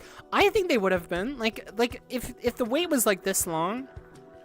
I think anticipation is always like a really cool thing. Like you want to like throw out your cryptic messages and stuff like that. I think that's really cool.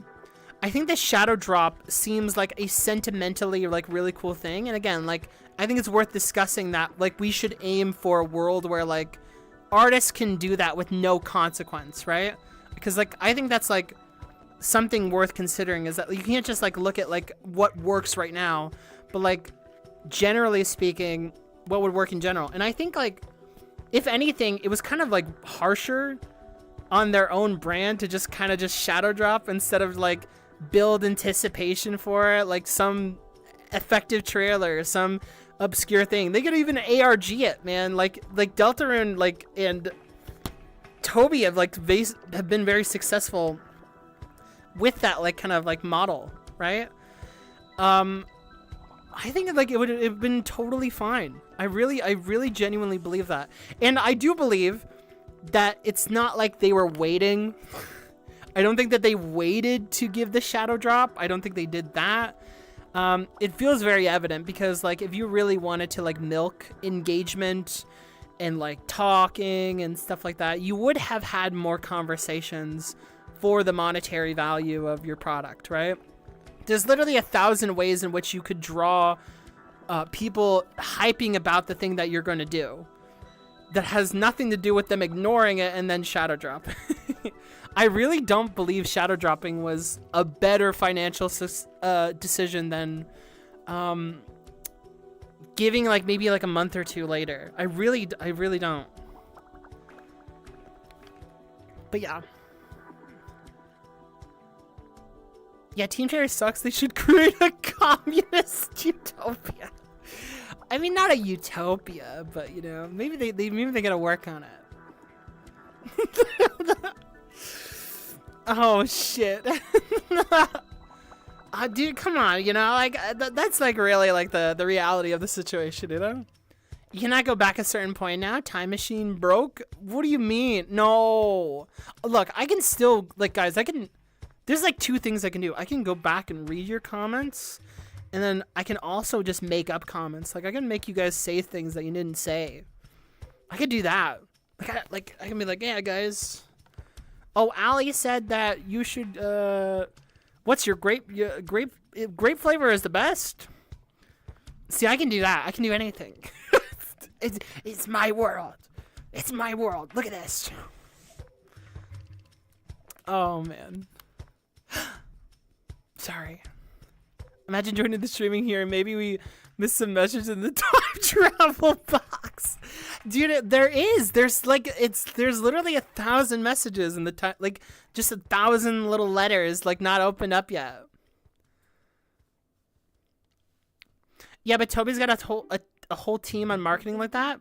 I mean, like, look, Hollow Knight is not shy of money. They were clearly able to do this for like 7 years, man. Like they just didn't prioritize it, and you know, for reasons that like probably existed for a lack of pressure, a lack of like overthinking what it was that they were making, right? But I think like ultimately they're like it's not like they couldn't have. It's not like they never had that at their disposal. They just didn't care for it. And like that's all I would criticize, is that like not prioritizing that has led to an interesting situation.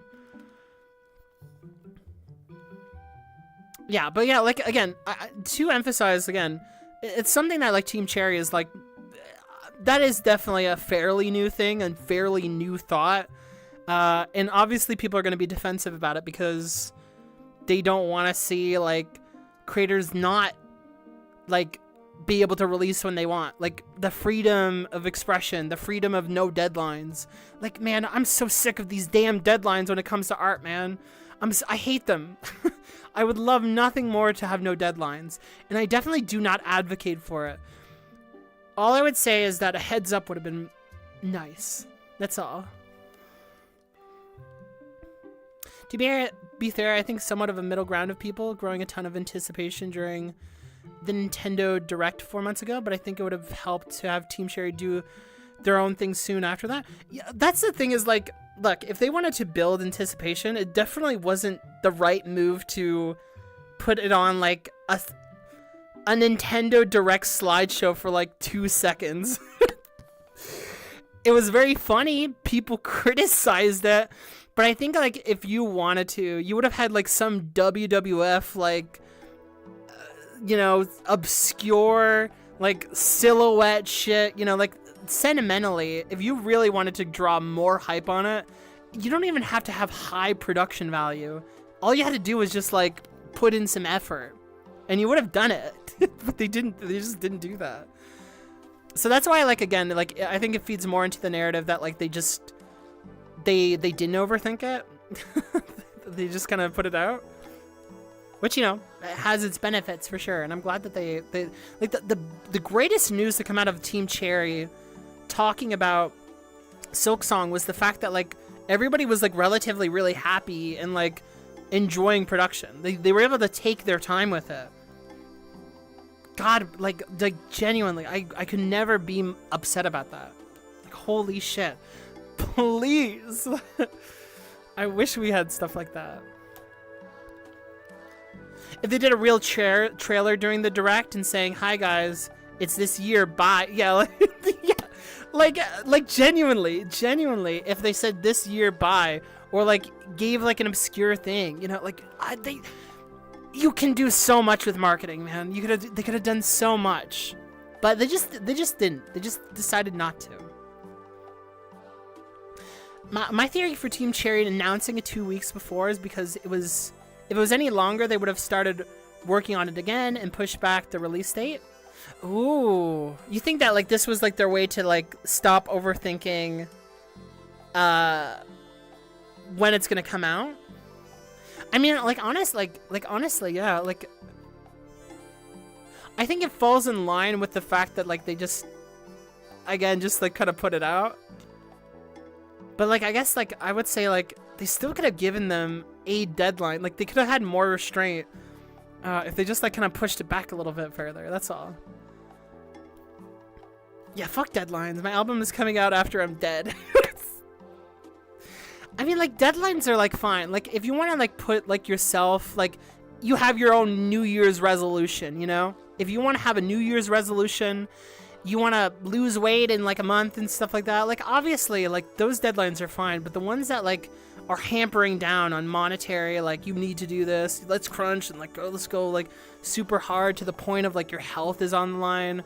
And then, like, there's all these audience expectations. Like, that's, like, a thing that, like, I think people are, like, really happy for, is that as much as, like, time has affected probably Team Cherry, like, 7 years, by the way, 7 years of making this playable character who was supposed to be DLC for Hollow Knight on the Kickstarter turned into a whole ass game. And they were been working on this thing for 7 years at their own pace, living their life like Larry. And they were able to just kind of, like, have a healthy relationship with it, pretty much avoiding a majority of the discourse that exists online. Obviously, they could never avoid it to the point that they never heard about the discourse. Like, literally, they were the biggest meme in the video game industry. So, like, they were able to just kind of, like, focus, lock in, and I think, like, it probably has helped the product quite a lot. It looks really good. So, really hyped for them. It just, like, look, this is the thing, is, like, if Team Cherry was smaller, let's say that, like, Team Cherry, like, let's exercise in a hypothetical. Let's say that Team Cherry was not popular. Remove the notoriety, remove the meme, remove all of that in your head. And you yourself are someone who's, like, interested in an indie developer, in an indie project. And you see this project and you're like, wow, this has so much potential. It looks really great. The amount of time that it took, the effort that it took for this kind of game. I really love that, like, heart and that art. It's so crazy how someone can make something like this and just only 3 people made it. And then a bigger drop happens right over it. And then suddenly, it's not going to get the sales that you think it would if it just wasn't competing with, like, the biggest game possible. Because, like, suddenly they've been holding out a year. No impulse drop, no nothing like that. They had this planned out for a year, hoping that it would give them some monetary kickback for all the work that they did. And then, like, suddenly it's like, pff, largest release of the year, completely engulfing it. They probably won't be noticed at all. Again, this is not Team Cherry's fault. This is a product of the industry, the structure at large. This is not them. This is a domino effect that existed on much larger dominoes after it. But it's worth considering. It's worth considering if you're in a business, in an industry that is highly competitive. What could you do to the community? And my alternative, again, is just let Team Cherry platform some amazing artists. And I think that would be cool. And again, I'm not gonna say that Team Cherry is bad or stupid or anything again. I just think it was something that they could have considered for next time. But yeah. Fuck capitalism? So true. So true. Wait, do you guys want to read the letters? Hold on. You guys said that there was letters that I got because of the time machine. What did you guys write? Here, I'm going back. I'm going back. There's so many. There's so many. Hold on. What did you guys say? I can't find any of them. You see us talking about Ice Cube. Oh, Ice Cube, you're such a silly guy. No, I don't see any of your letters, guys. Honestly, they might have got lost in the mail. I'm not gonna lie to you guys. Okay, I do have something else that I can talk about. Since actually, I think I've neutralized the tone. I'm gonna brush over this because I've talked about it very briefly. But I think this is probably relevant to us who like reactions and stuff like this. That there is a little bit of something worth just kind of talking about. And that's do I want to do this? I think I'll just say for now, the Brad Taste the Music thing was very disappointing. I think that I was watching Brad when I was a bit younger. I was seeing someone talk about music that was alternative to watching Anthony Fantana, right? And I think that I thought that the guy seemed kind of weird. That was always my feelings with Brad. And I have at least publicly, at least once, defended Brad for having been misguided and just kind of stupid when it came to the Ethan Klein thing, just mindlessly going to a bunch of Zionists, and also Ethan Klein even before the Zionism griefing that he's doing, was focusing a lot on the Trisha Paytas thing and just being this huge manipulative showcase of mental illness. It was just awful, man. So I think that when that happened, I was willing to defend Brad and say he doesn't seem that bad. He doesn't seem that bad in this regard. But I always criticized him. Even then, I said that Brad doesn't really think hard about what it is that he's saying when it comes to the stuff that he's reacting to. So I want to just let me just give you my dissertation on Brad just a little bit, how I have felt about him. Because I've thought about making a video about it, but then I was just I really don't want to do that. I don't want to turn my channel into some kind of drama thing. So I'm with you guys here. You guys can shoot back at me and I can shoot back at you. But my feelings on Brad is just music content creation takes on many shapes and forms, from reviews, breakdown videos, musicians just explaining themselves. They're here, I made this. Quideka made a live stream the other week, just talking about how he made Vanisher. And then there's also reaction content, the art in which you just discuss and inherit a role of a friendly voice to accompany you in real time. You want to flex, share your feelings on the project. You want to impromptu theorize, feel, be with people. It's like why, like, it's why I refuse to do like a reaction video where you guys aren't here because I like you guys.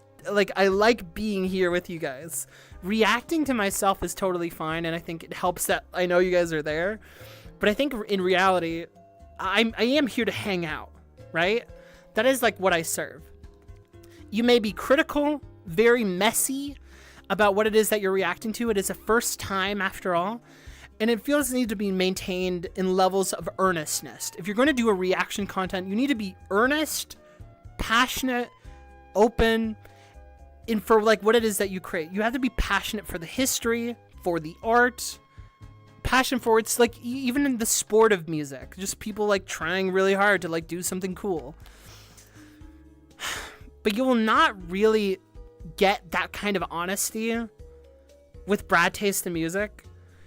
And that was just something that I've always felt with him, because like even though I enjoyed in some ways the kind of the way that he like went into the realm of just like kind of like being a clown, the green screening and like the throwing shit around and stuff like that, and like just having all these like kind of stimuli for what it was that he was doing, and then just like the haterade. He was constantly drinking haterade for his chat.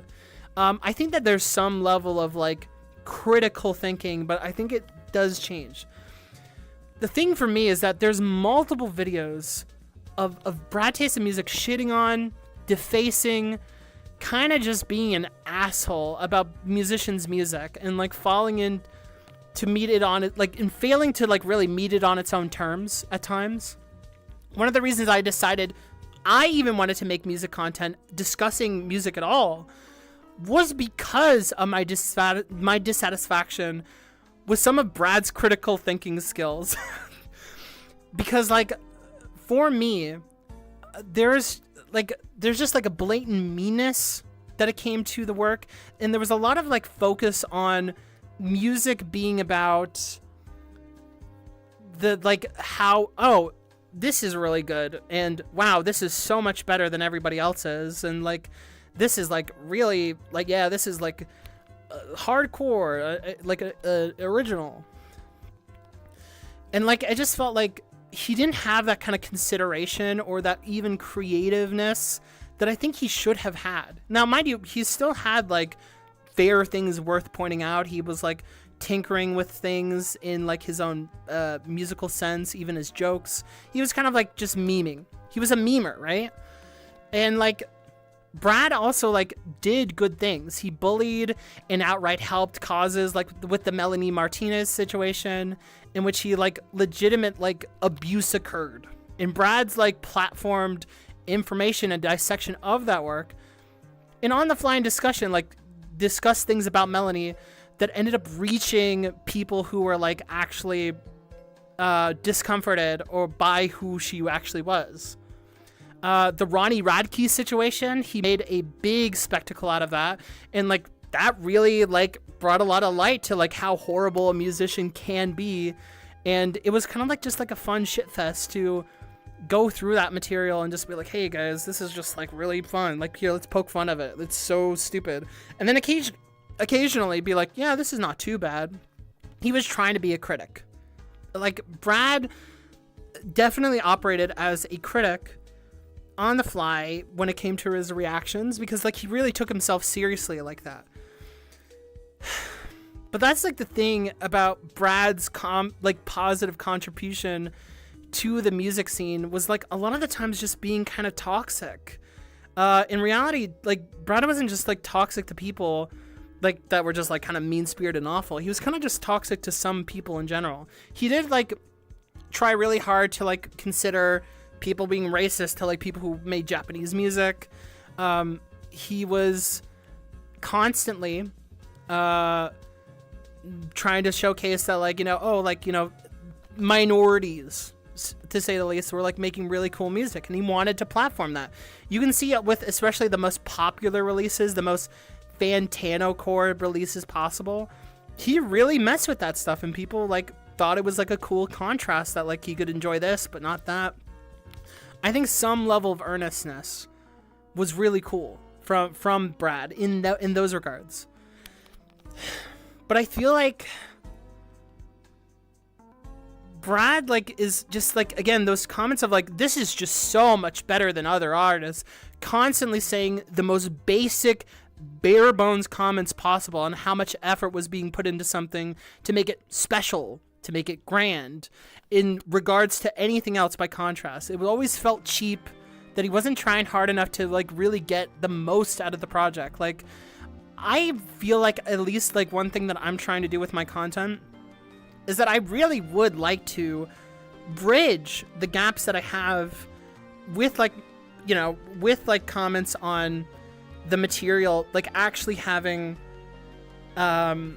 subject matter we can talk about real life. We can make more real life comparisons and show the real value of these things. But for Brad, it just felt like it was always like, this is fresh, this is cool, this is, yeah, this is awesome, yeah, and you can really tell that, like, they're really doing something special here. They're really figuring it out, you know?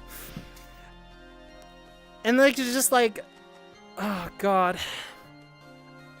The thing is that, like, a lot of people didn't even really dislike Brad, necessarily. He kind of came off like a bit of a mess when it came to most of his criticism. But, like, he came off narcissistic. He came off like a know-it-all, talking about the art as if it existed, and that, like, he just really got it. Yeah, it's just like, yep, that's just, yep, I got it. And then, like, he just would barely talk about a track sometimes and just be like, yep, this is clearly doing a lot of work here, and yeah. And then he would just throw in DJ Khaled or something. And I just thought, man, that is so... It's what made me want to start talking more about the narrative of music, right? Like, I feel like that was just so lacking in that kind of commentary. It was just, hey, Brad, what does the record mean? Like he would vaguely comment on this stuff, but, like, there was, like, really not, like, that much of a discussion about it. Like, he would just talk about the music, like, yeah, it's cool. Like, he would talk about it as a mechanic, not as in, like, a breathing work that you could say so much. And just, like, I was like, man, there's so much change on the table that you're just not taking, and it drove me crazy. And I was just like, man, what? and like, here's the thing. The whole community, you may say, like, not everybody, and, like, I know that there's, like, slop tubers and other people who love to make this defense because it's kind of like a bounce off, like, oh, don't attack me. But, like, I'm sorry, if the majority of your fan base loves to shitpost, loves to be toxic, loves to be, like, kind of an elitist in the most impromptu way possible, your audience reflects that. You reflect off your audience. I'm not saying that, like, it's parasitic or, like, it's one for one completely the same or something, but your content draws in people who want to think like you, who want to see things in your light, who want to engage in that way. And Brad kind of fed that animal of just kind of being reactionary. And I say that politically, almost politically, because I do think it's funny to say that Brad is a reactionary when it comes to being a reactor. But, like, that's not just, like, the case of the animal. It's just, like, I just think that he was just too impulsive about what it was that he was saying all the time. And his narcissism, his know-it-all behavior, his constant changing of the narrative, it was clearly obvious that he was just, like, kind of being a dumbass about it. Like, this was one of the reasons why I actually just stopped watching Brad. I was in a live stream of his once, and the thing that happened in the Brad, like, live stream that happened was that someone in his community decided to be like, here's my music, what do you think of this? And the entire time, Brad was just like, hey, I don't know, yeah, like, I don't know, man, yeah, and I was just like, dude, come on, dude, these are people, like, who support your work, who like like Brad had, by the way, if you wanted to submit songs to Brad, you had to pay him. You had to pay a certain amount of money. And like it was just like, these are people who like actively want to just show you their music, and like they want you to be critical about it. And I was in his comments where like he was clearly just kind of being an asshole about it, and I spoke up being like, hey, you know, I know that like the song didn't really touch me and I didn't really like stuff like this. I was just like, it's really awesome that you were bold enough to share it out there and like to give something that was personal and, you know, like trying to put yourself out there is like very scary sometimes. And I like put that on, and Brad like saw my comment and was just like, oh yeah, exactly. That's like, I'm so glad that like you shared what it is that you were doing. But on the fly, principles wise, whatever, as long as it sounded right to Brad, he would just go for it. And that's why like his video sounds so fucking insane, of him just like being crazy, because he's just constantly fucking lying to himself. He's just constantly just not like he's not like fessing up to stuff honestly. It's just like, it was just so annoying to me that like I was just like, please. And in respectively, even in a stream of mine, I was just like, I don't want to talk about Brad. People would bring up Brad in this stream and be like, well, what do you think of Brad? And I'd be like, look, as I distanced myself from him, I thought he was going more towards the angle of just being a shit poster. I'm not taking himself seriously. But every single time you watch like the Hive Mind video, like him on the Hive Mind video just being like, acting like the smartest person in that trio, acting like the honest critic, the real like shit talker and stuff, when we're in reality, his shit talking was just like very surface level a lot of the time in those live streams or whatever. And I was just like thinking, I was just like, dude, come on. Come on, man, why are you acting like this? And you could just tell that like with Brad, his ego just went. He was always egotistical. He was always like overthinking shit. But man, I never would have expected that the goofball that Brad was like acting like a majority of the time, he would just be so, he would be the worst version I could possibly imagine, that I could never verbalize or like push myself to assume that much about him. Because like those videos of him talking to her, he's like a fucking pit bull, man. He's a fucking animal, the way that he's talking. Unbelievably disgusting. And I just thought, like, I don't even remember what he, like, said verbatim, but there was these, like, little loops of logic of, like, this is your fault, this is your fault. And it was just, like, weird, man, because, like, he would kind of talk to his chat like that, dude. Ugh. Yeah, like, yeah, on Hive Mind, he was Whiplash because he dropped the funny guy persona and just became a dead fish on that show. Like, yeah, he was like trying to prove something all the time. So like that's like my talk on Brad. I don't want to make a video on Brad, but like I firmly believe that like his community was as toxic as it was because he just didn't really stand for anything. He was not consistent with his mentality at all. He just kind of said what sounded right at any given moment. He just didn't stand for anything, man.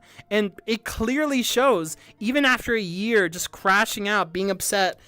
The shit that he would say about like his ex, man, is just, I don't even know, man. That is just horrifyingly stupid.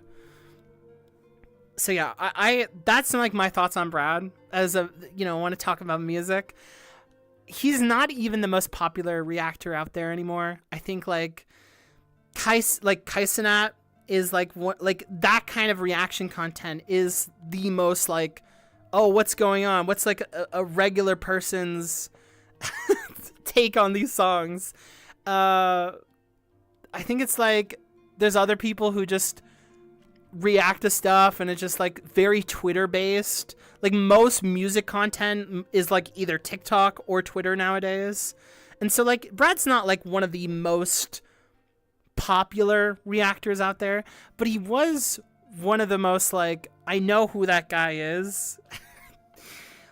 And he was like prevalent for some time. He was ramping up in popularity. The dude made it onto Fantano's like video, which like he ended up like putting down.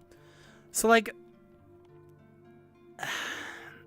it was just kind of like just crazy to watch all that happen. Yeah, Sean C, who like streams, is like much more popular now.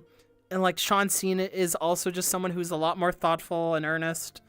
So yeah, in my opinion, just like Brad appealed to people who enjoyed being loud, proud, arrogant, constantly trying to play towards themselves, meme lord shitposting, toxic relationships. In my opinion, Brad Taste Music was like the XQC of the music world.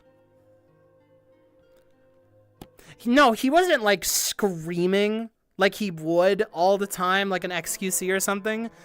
But damn, he really stood for nothing like XQC. So yeah, that's my take on it.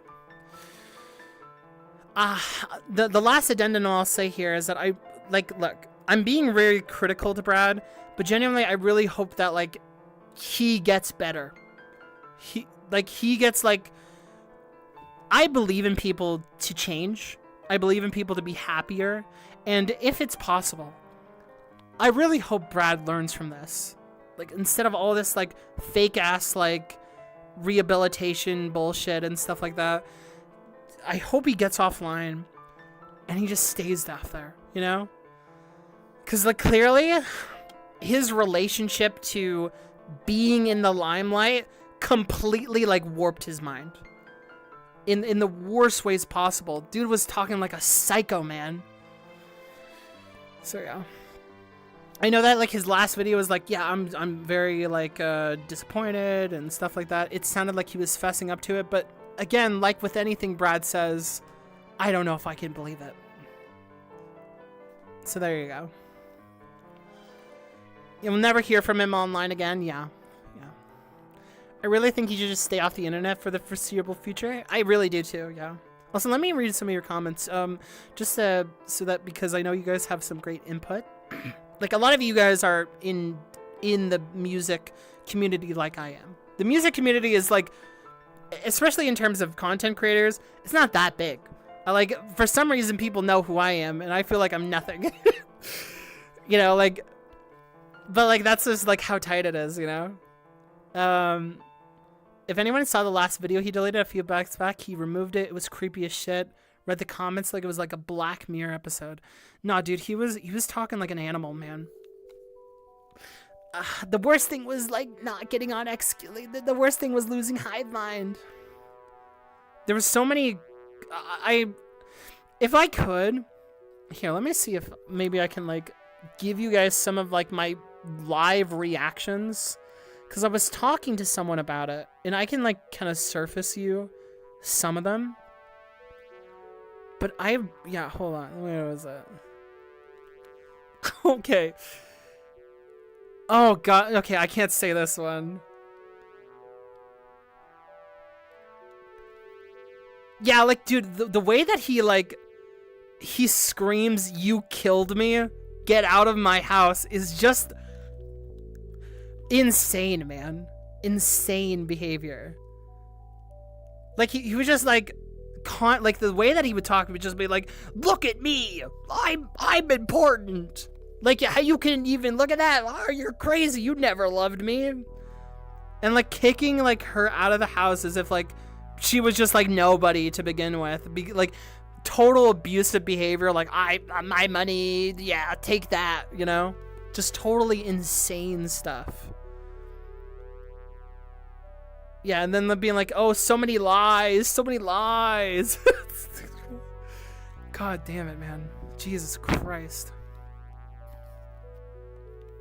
Yeah, like a lot of people mention his addictions and stuff. I really don't want to make too many assumptions about what those addictions would do. I think it's kind of like a cheap way of just kind of belittling someone, is just, you know, well, it messed with their head or something. And definitely those reactions can elicit a lot of behavior, but I just get the impression that mixed with those, Brad was just kind of like losing it already. It had nothing to do with it. So yeah. I really think you just stay off the internet. Yeah. I could outsmoke Brad. Oh, dude, we can't talk about that. But yeah, that's my Brad taste in music opinion. There's far more opinions that I could do and like give to you in terms of just like the obvious, like he was horrible in those audio clips that you can hear. But I felt like I wanted to comment on something a bit more broader than just those clips, those snippet reactions. Is that just Brad was just kind of, he was kind of on a decline and in a habit of narcissism that was clearly displayed in his music content already. The way in which he talked was always filled with arrogance, and in my mind, I didn't want to believe that he was crazy like that or like just stood for nothing, but I always felt it intuitively. And in a really stark way, I was kind of confirmed that like Brad was kind of insane in the most uncomfortable way possible. So yeah, there you go. Top 5 mods? Wait, what is my top 5 mods? Oh yeah, you redeemed this. Yeah, here, let me get to that. Okay, we're gonna snap out of the Brad taste in the Brad taste in music discussion now, because I think we've kind of like I've given most of what I can in regards to that. So yeah, but my top 5 mods, I can't answer that. I don't think I can. I don't even think I have top 5 mods. Unless you're talking about mods in like a game. Here, you know what? The titty mod in Skyrim. I don't know. I've never used that. In order? No. I'm gonna have to refund you. Top 5 Minecraft mods? Okay, unironically, wait. Oh, you've activated my super move. Okay, there's one mod that's like, I don't know what it's called, but you get to be a dwarf, you get to fly, and you get to like you get to be like a swordsman, and you get all these special abilities. So you get all of them, and every single one of them you just like, and you like it also allows you to like in a fantasy world, like there's like flying islands, and they got like different colors on them. Whatever that is, that rocks. That ether mod, oh my god. The communist mod. The communist mod shit. All you have to do is use some wool for the communist mod. I really like the mod that gives you a bunch of like TNT. Oh, no, you sound crazy. Why would you do that? Why would you blow up the villagers that go, huh? Oh guys, come on, don't tell me that you guys burned down villages in Minecraft. Oh god. CDTV Aquarius? That's really interesting. I've never heard of CDTV Productions. That's interesting. I really like that the mod oh wait, you're already talking about the violence that you wanted to commit. Yeah, let's go back in the time machine real quick. Hold on. Let's see what we can find in the time machine. Here. Let's see. If we go into the time machine, what does it say? Wait. We gotta send it through Prime Air, the future delivery. Mod me. Oh god, did you guys feel embarrassed? Yeah, hold on. People memed Morbius to death. It was still a total failure. It's so true. Actually, no, that's so true. The Morbius thing was one of the funniest like boycotts of all time. The fact that they released Morbius once, it failed, but they released it twice and it failed. Dude, that's some grade A shit posting, man. That's poetic. They completely misunderstood that all people want to do is say Morbin time. They didn't want to watch it. Dude, that's crazy.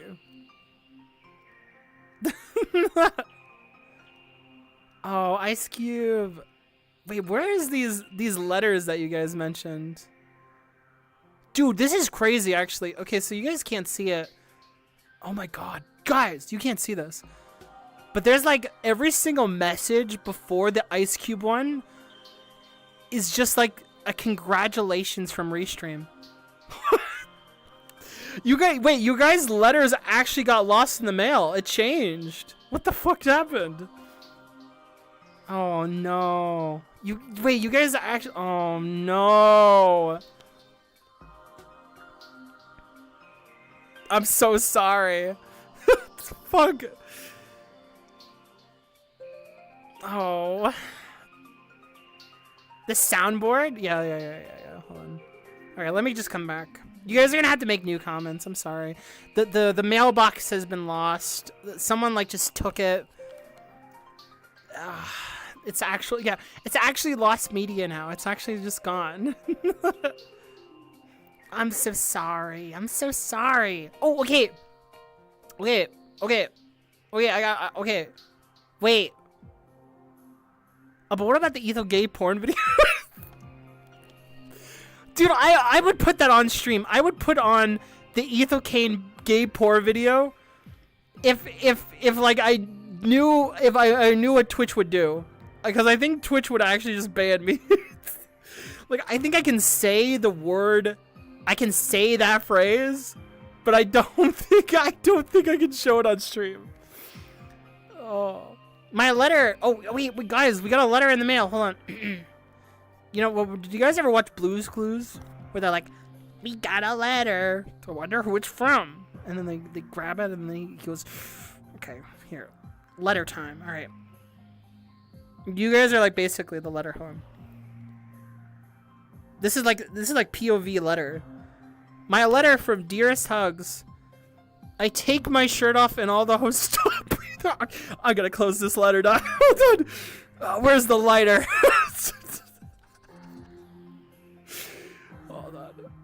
Hold on. Wait, I can't read that. I can't read that. There's no way.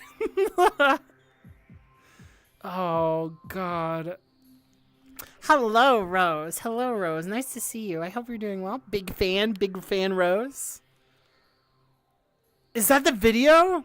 Am I allowed to put it on stream? I don't think I am. My dearest embraces, by the time you lay your eyes upon this letter, I will be long dead, but just for you. Oh, God. Dog, no way. Dude, I can't put this on. Yes, you are allowed? Hold on. Okay. Can I just, like, play the audio?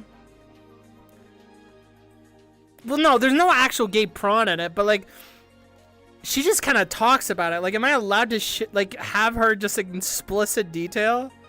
Okay, well, hold on. You know what? Here, I'll pull it up a little bit. I'll pull it up here. And then I'll just, like, let you guys... Hold on, dog. Hold on. Let me... Okay, I will actually pull this up. You know what? Fuck it. Hold on. This is genuinely, like, a top 10 video of all time. Because she's, like... She's not memeing about it. She's just so honest, and she just fucks with it. But I've never seen a title like this in my life. Hold on. Where is it? Hold on, there we are. Oh, sorry, chat.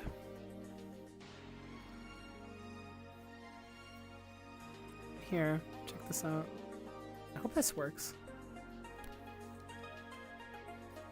This is right. No, is this the wrong, No, this is the wrong one. Oh, brother. Hold on. I'm gonna change it just so you guys can see. Dude, look at the look on her face when you guys see it. Oh, hold on.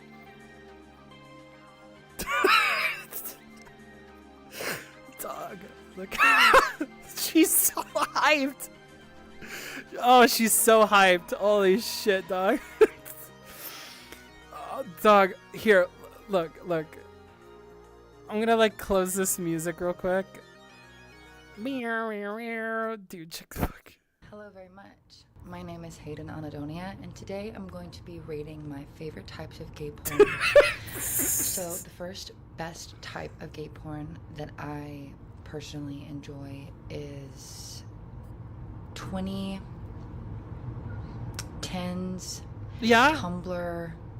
Dog, like, this is the craziest shit. She knows the year, dog. She's like 2010. Like, she's like saying this stuff like the way that I say, like, wow, this is like a 1980s new wave. Like the way that she's fucking locking in. She fucking knows her homework, dog. She's like, this is not a meme. She fucking knows her shit. No, the title is unbelievably good. Here, this is like the last thing that she says, and I find like the way that she says it is the funniest fucking thing in the world. Again, it does kind of subvert your What is it? associated with those men, unless maybe at the expense of a homophobic joke. But Dude, such like, as blue collar workers, she's like, and really masculine, unpack it. beefy, Yeah. but rugged, redneck, white trash type dudes.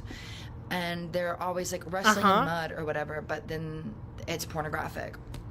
So I love that genre of gay porn. I think it's really fun. Yeah, and the cool mud. because, again, it The does mud's kind of subvert like your a expectations by showing wild guys adventure. that you typically would not associate with homoerotic behavior, fucking, you know, deep dicking each other, and that's fun. That's cool. I think that's really sexy. I love gay porn. I think it is really hot to watch two dudes touch each other because I love men, and the only thing better than one man is two men when they're touching. Yeah, you know, preach, sister. You know, preach, sister. Like, she, like, you know, shit. You know, she's like the way that she says it. I love gay porn. Like, that like it lives rent free in my head, dog. She's like, oh my god, dog. I love the way that she says it. She's just like, it's just so. It's like, it's genuinely so cute. Like, as well, it's just so cute. Yeah, I love gay porn. Like, honestly. Just talking about the beauty of like two gay men, like I for real, they're like I fuck with it, you know. Yeah, I love when people talk about their passions. I've unironically just listened to this video, and I've retained none of it because I'm just like, I'm not in this world, but you know, like I love that for you. Like I love that, like she's just talking about it, you know, like genuinely. Is she wrong? No, she's not wrong. Like, she's clearly an expert, if anything. Like, she's clearly, like, she clearly gets it. I just think it's fucking good. Oh, God. It's like one of the only Ethel Kane. It's one of the only Ethel Kane, like, gifts that I have. And that's just one of them. Just her being like, I love gay porn. It's fucking awesome. Fucking rock on, sister. What's everyone's favorite yaoi? I can't. Look, okay, look, why don't you just ask Ethel Kane? Like, let her be the deliver. Wait, I think she actually says in this video she doesn't know what yaoi is. Or, like, she's heard of yaoi, but she doesn't know it. Wait, maybe Ethel. Okay, but this was a long time ago. Maybe Ethel Kane, she's locked in now. Maybe she gets it. Maybe she read Naruto and she's like, oh shit. I'm a him Joshi. I don't read yaoi. Oh my god. I don't know. Ethel? Is it Ethel? Is it Ethel? I say Ethel. Like Ethan almost. Is it Ethel? Is it Ethel? Ethel Kane? I hope she. Oh god, I hope she's not watching this. My favorite area is how do we relationship though? Wait, so true actually, guys. If you guys look, okay, here, look. I know that a lot of my audience is queer. I wonder why. But like, I would say like, if you guys want like legitimate like a cool yuri, and like no strings attached kind of thing, you guys should read How Do We Relationship. It's about like college, these college girls kind of like falling in love with each other, and it's so cute and it's so lovely.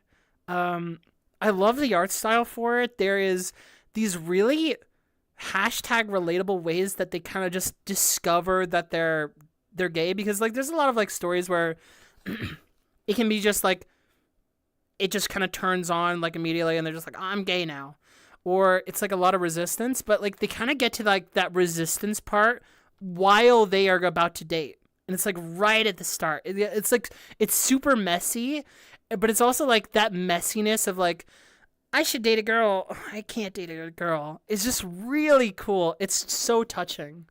But as like genuinely as a love story, I still think it's like very deeply relatable to like, it's not just relatable to people, like it's obviously relatable to people who are gay, but it's like, it's also just like relatable in a romantic sense. It's just like, there's a lot of stuff that they say to each other that I think like a lot of people can understand. Yeah, it's like one of the best written stories. It's so good. And then another one is Bloom Into You. I think Bloom Into You is awesome. Bloom Into You is really, really good. That was like one of the first like things I read where I was just like, this is Yuri. Oh my God, this is the greatest thing ever. The writing in Bloom Into You also has that kind of messiness to it, but it's so, so beautiful. The way that like it's any character being portrayed, there's so much representation in Bloom Into You. And one of my favorites is the character who's like Arrow Ace. And the Arrow Ace character talking to the girl who's gay but doesn't want to admit it. He like basically like mind reads her and just goes like, you think you're like me, but I know you aren't. And I just want to see you happy. And I was like, oh my God. It's like the greatest shit ever, man. Like genuinely, go read Bloom Into You. Oh my God. Yeah, it's really good. Yeah, please go read it. The Summer You Were There breaks my heart every time. Oh my God, Noelle. Oh shit. Other than that, I actually don't know a lot of like gay stuff in like manga and stuff, but there's some really good stuff out there. The problem is that there's just a very rare amount of it because you know, Japan is like mostly very like liberal / conservative, and they also got regressed by American influence a lot when it came to like sexuality in their culture, because there was like a very cool point before American neo influence that like they were like pretty locked in for like trans rights and then also just being gay. Like if you look at their history, it's like very open, but then like, yeah, World War II happened and all that, you know. Anyone read Love Me for Who I Am? Oh no. Oh yeah. I have that's on my list. Wait, where's my list? Oh, it's right here. I don't have it. But yeah, it is on my list. I have to read that soon. I hear it's pretty good. I hear it has like some issues that like I'll probably understand, but I think ultimately it's like really great read. Yeah, it starts a non-binary protag. I really like that a lot.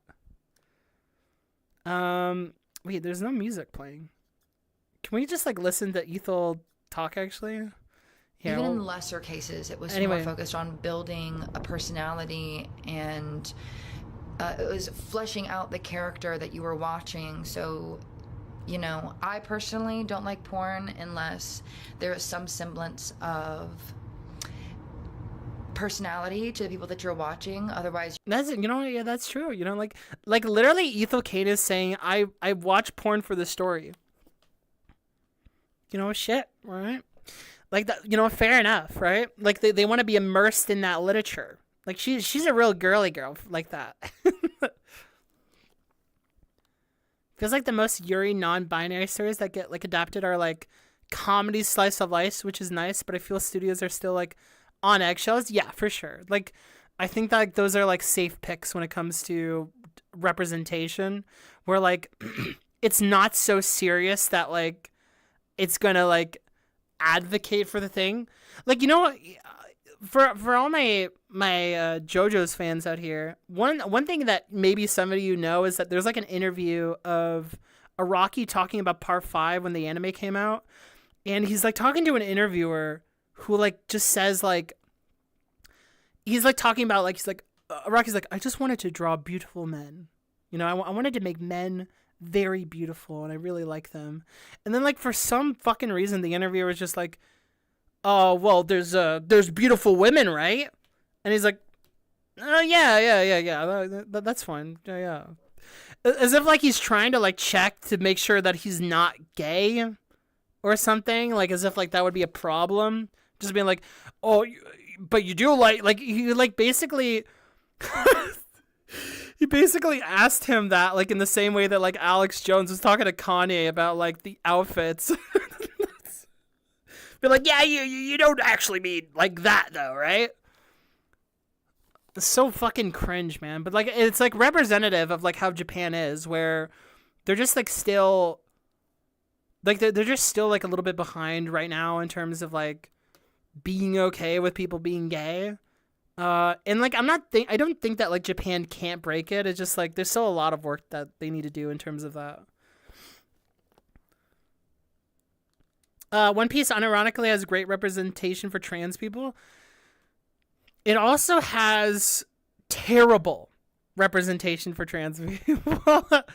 I think some people know this about my community, and anybody who's gone to my streams talking about One Piece on the occasion that I actually do it, One Piece is just like, it has good rep, and then it has the most tone deaf, terrible, like blackface equivalent of trans rep possible. It's like so gross. And I've, as much as I love One Piece, I will always criticize Oda for basically being a fucking moron about that. As good intentioned as he probably was, it's still like bizarre, you know? One Piece? Oh no, we don't want to talk about that. But yeah, One Piece is just like weird, man. Like I love One Piece. It's one of the only shonens that can like unironically be put a little bit more to the left in terms of the political leaning it has, but it does have things that are worth criticizing. Oda is definitely not perfect. Can I get a refund? Wait for the mods thing? Yeah, you can get a refund if you for the mods. Dude, I can't I'm willing to just like not answer the mod question. It's just not possible. I can't do it. Oh my god. Hold on. Let me just get off the screen real quick. Goodbye Ethel? Ethel? How do you say her name? I hope she's not here. I think JoJo's can be considered more left. I think JoJo's falls either liberal or close to left, and that is I only really feel that until we get to like I would say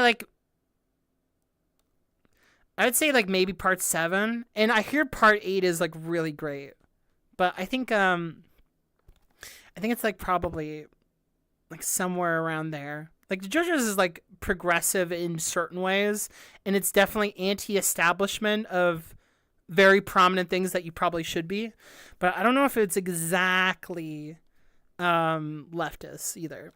But we'll see. Kira's my soulmate? Oh no. Alright, mods, you know what to do. Can we put a bunch on the political compass? You guys want me to do a political compass thing, like which character is which? I don't know. I don't know if like I'm into politics a lot, but like I don't know if I could do that. I don't know if I'm like equipped for that. I would love to ask. Oh, yo, that would be awesome. Yo, ask Ethel to do like a political compass for all the gay porns that she watched. That would be awesome. That would be really cool.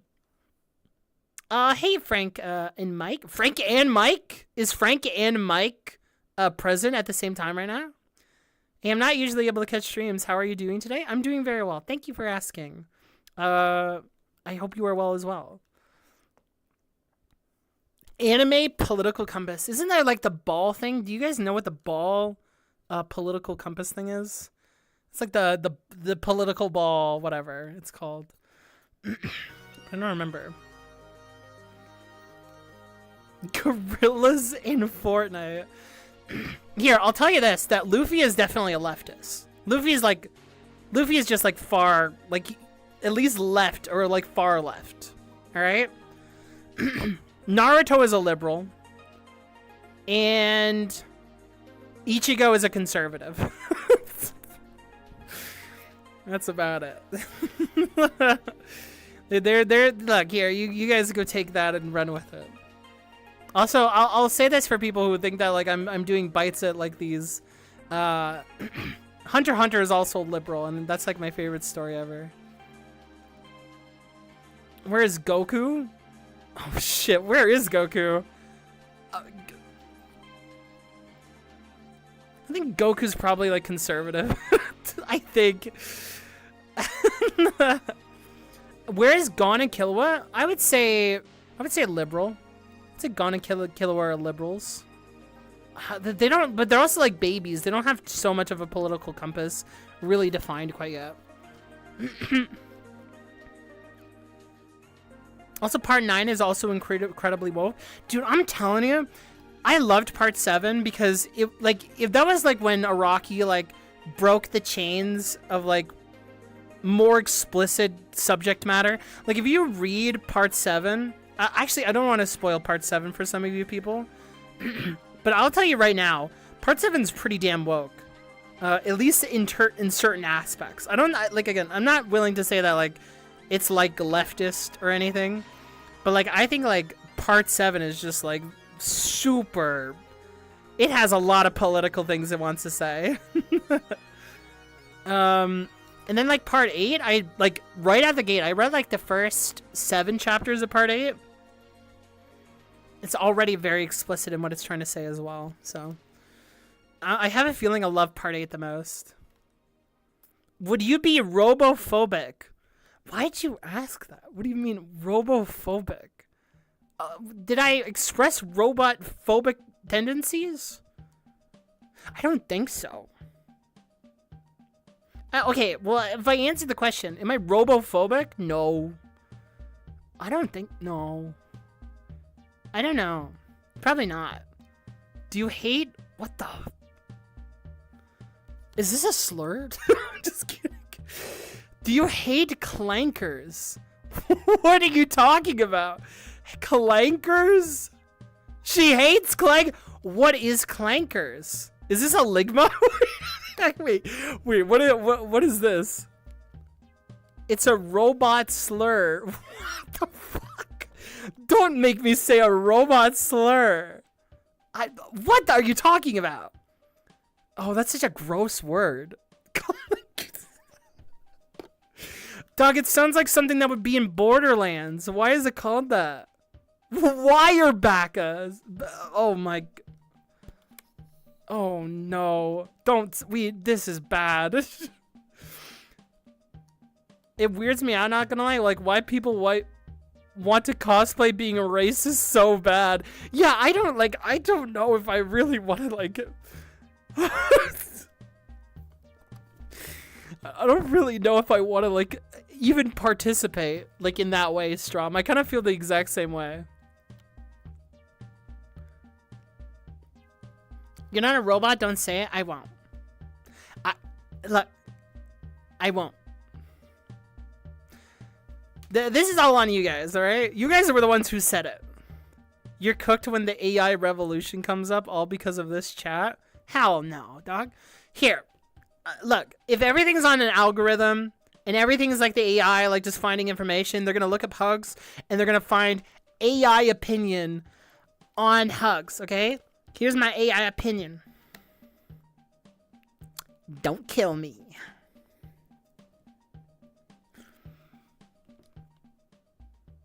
Yeah. Okay, that should do it. That should do it. They're gonna play these clips in 10 years when you're applying for a job.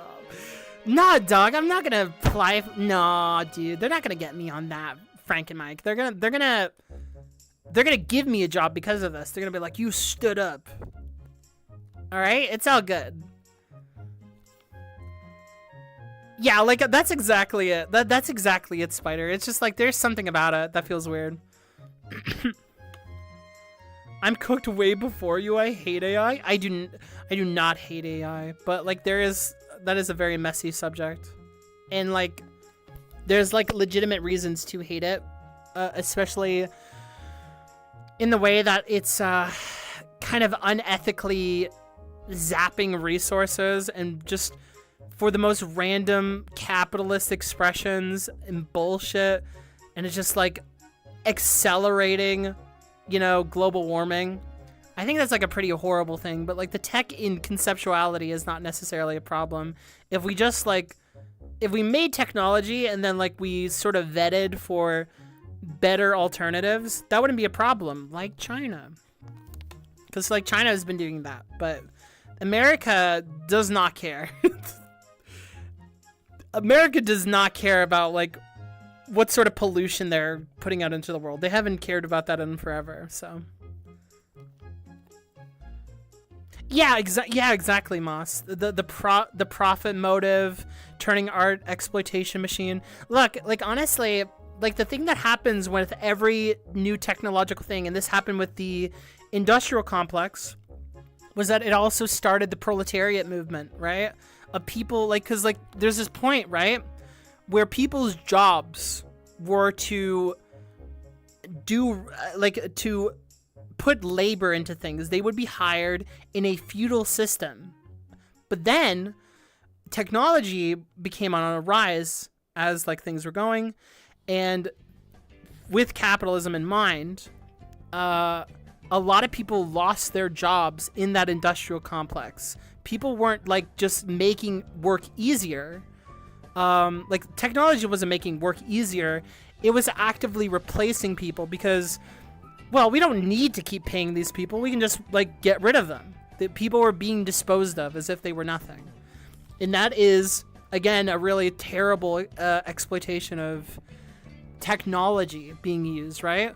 It's kind of like the, you know what is, there's a great Northern Lion clip. I'm gonna steal at least his example as a fellow Canadian, but like he's spitting when he, like, there's Northern Lion talking about like, you go to like a grocery store and they implemented those like self-checkout machines in which like, hey, that's great. Like we have more people who can like check out and like they don't have to be like overworked. Yeah, like these can like be handled and you can hire people for that. That's awesome. And then like everything gets easier. But then they just fire like 60 to 80% of the staff and then like have 2 people working 2 aisles doing every single thing and then just being like running back and forth between the self-checkout machine and those things that they have to take care of.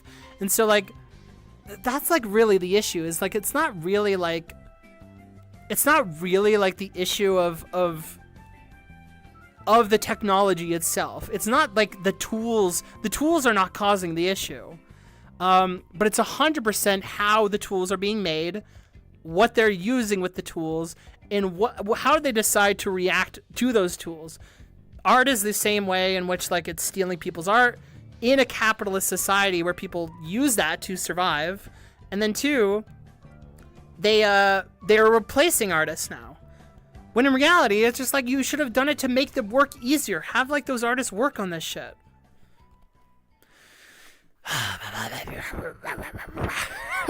It's just like super annoying, you know? It's so annoying. Dude, I would literally pay you to just react to Northern Lion clips. Honestly, maybe we could do that sometime if you guys are down for it. I'm willing to like spread, you know, just like hanging out on here on stream, because I don't want to like overthink every interaction I have on here as like some monumental thing. This is the live channel after all. Like we're here to hang out. So if you guys want to just like watch clips at some time with some commentary, I can definitely do that. But Northern Lion's awesome. I love Northern Lion. Dude, that guy's so funny, man. I used to live in the same town as him. I probably saw his bald ass. Oh, man. I think the worst part about AI is that there are, like, these freak websites coming with no restriction. Yeah, exactly. Like, they're also, like, venerating, like, these, like, terrible, like, exercises of dark fantasies and stuff. It's really, really fucked up. Can we watch cooking in the woods TikToks? I don't know what you mean. Yeah, I would pay for the trout the trout mask replica reaction to happen. Guys, I'm gonna be honest. I don't think the trout mask replica reaction is ever happening.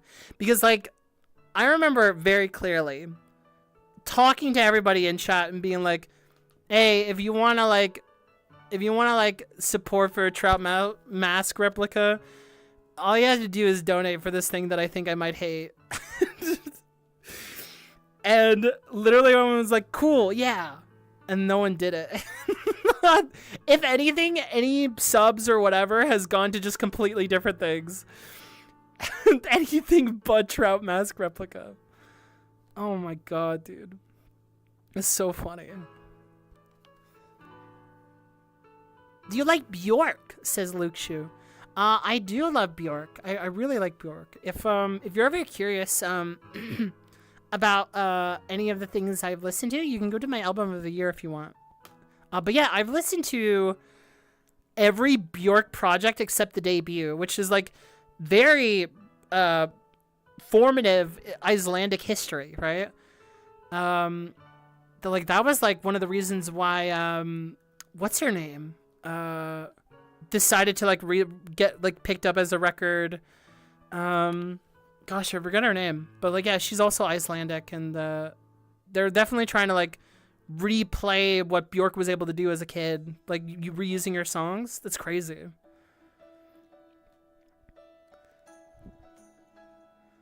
Are you a Northern Liner or Library of Litanu?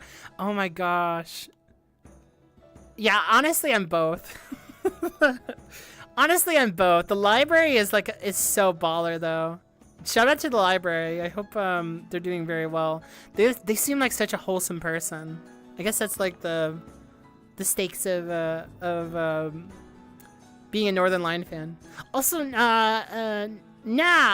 thank you for coming. Take care, okay? I just saw your message now. If you're still lurking. Good night. Good night. Angelic to the core when? Look, there's a market that's for people to like react to bad stuff so that they can feel better about themselves. There's a market that opened up. Just a little at there. But listening to music that sucks. That sounds awesome. Okay, unironically, if people want me to listen to music, I do have a playlist that is dedicated to the worst songs I've ever heard. And it's still a donation goal because my content is not about haterade, alright? I'm not a haterade person looking to feel great about disliking something. But shit. Shit, you know? Oh, man. What do you mean, bad stuff? That album is beautiful. Oh. You're one of those. Oh my god. Ascension. Okay, here, I'll give you a sample. Ascension. Millennium. Ascension. Millennium. Ascension. Millennium. Oh. Oh my god. Eminem is quiet. He is scared. I wonder why. Does this count as a music stream? If I react to the music in the background, I guess it could be. Here, I'll do a little bit reacting to the music in the background if you want. This is Grass of Scarlet Crimson by Motoi Sakuraba. Oh my god. Motoi Sakuraba, that's my goat, dog. If that's who I think it is, Sakuraba. Did Matoy work on? Gosh, what did they work on? But that was from Bait and Kato's. It was very nice though. Beautiful fantasy, Nobuo Uematsu inspired. Honestly, I would love to talk more about video game music because, like, video game music has some of the most beautiful songs of all time.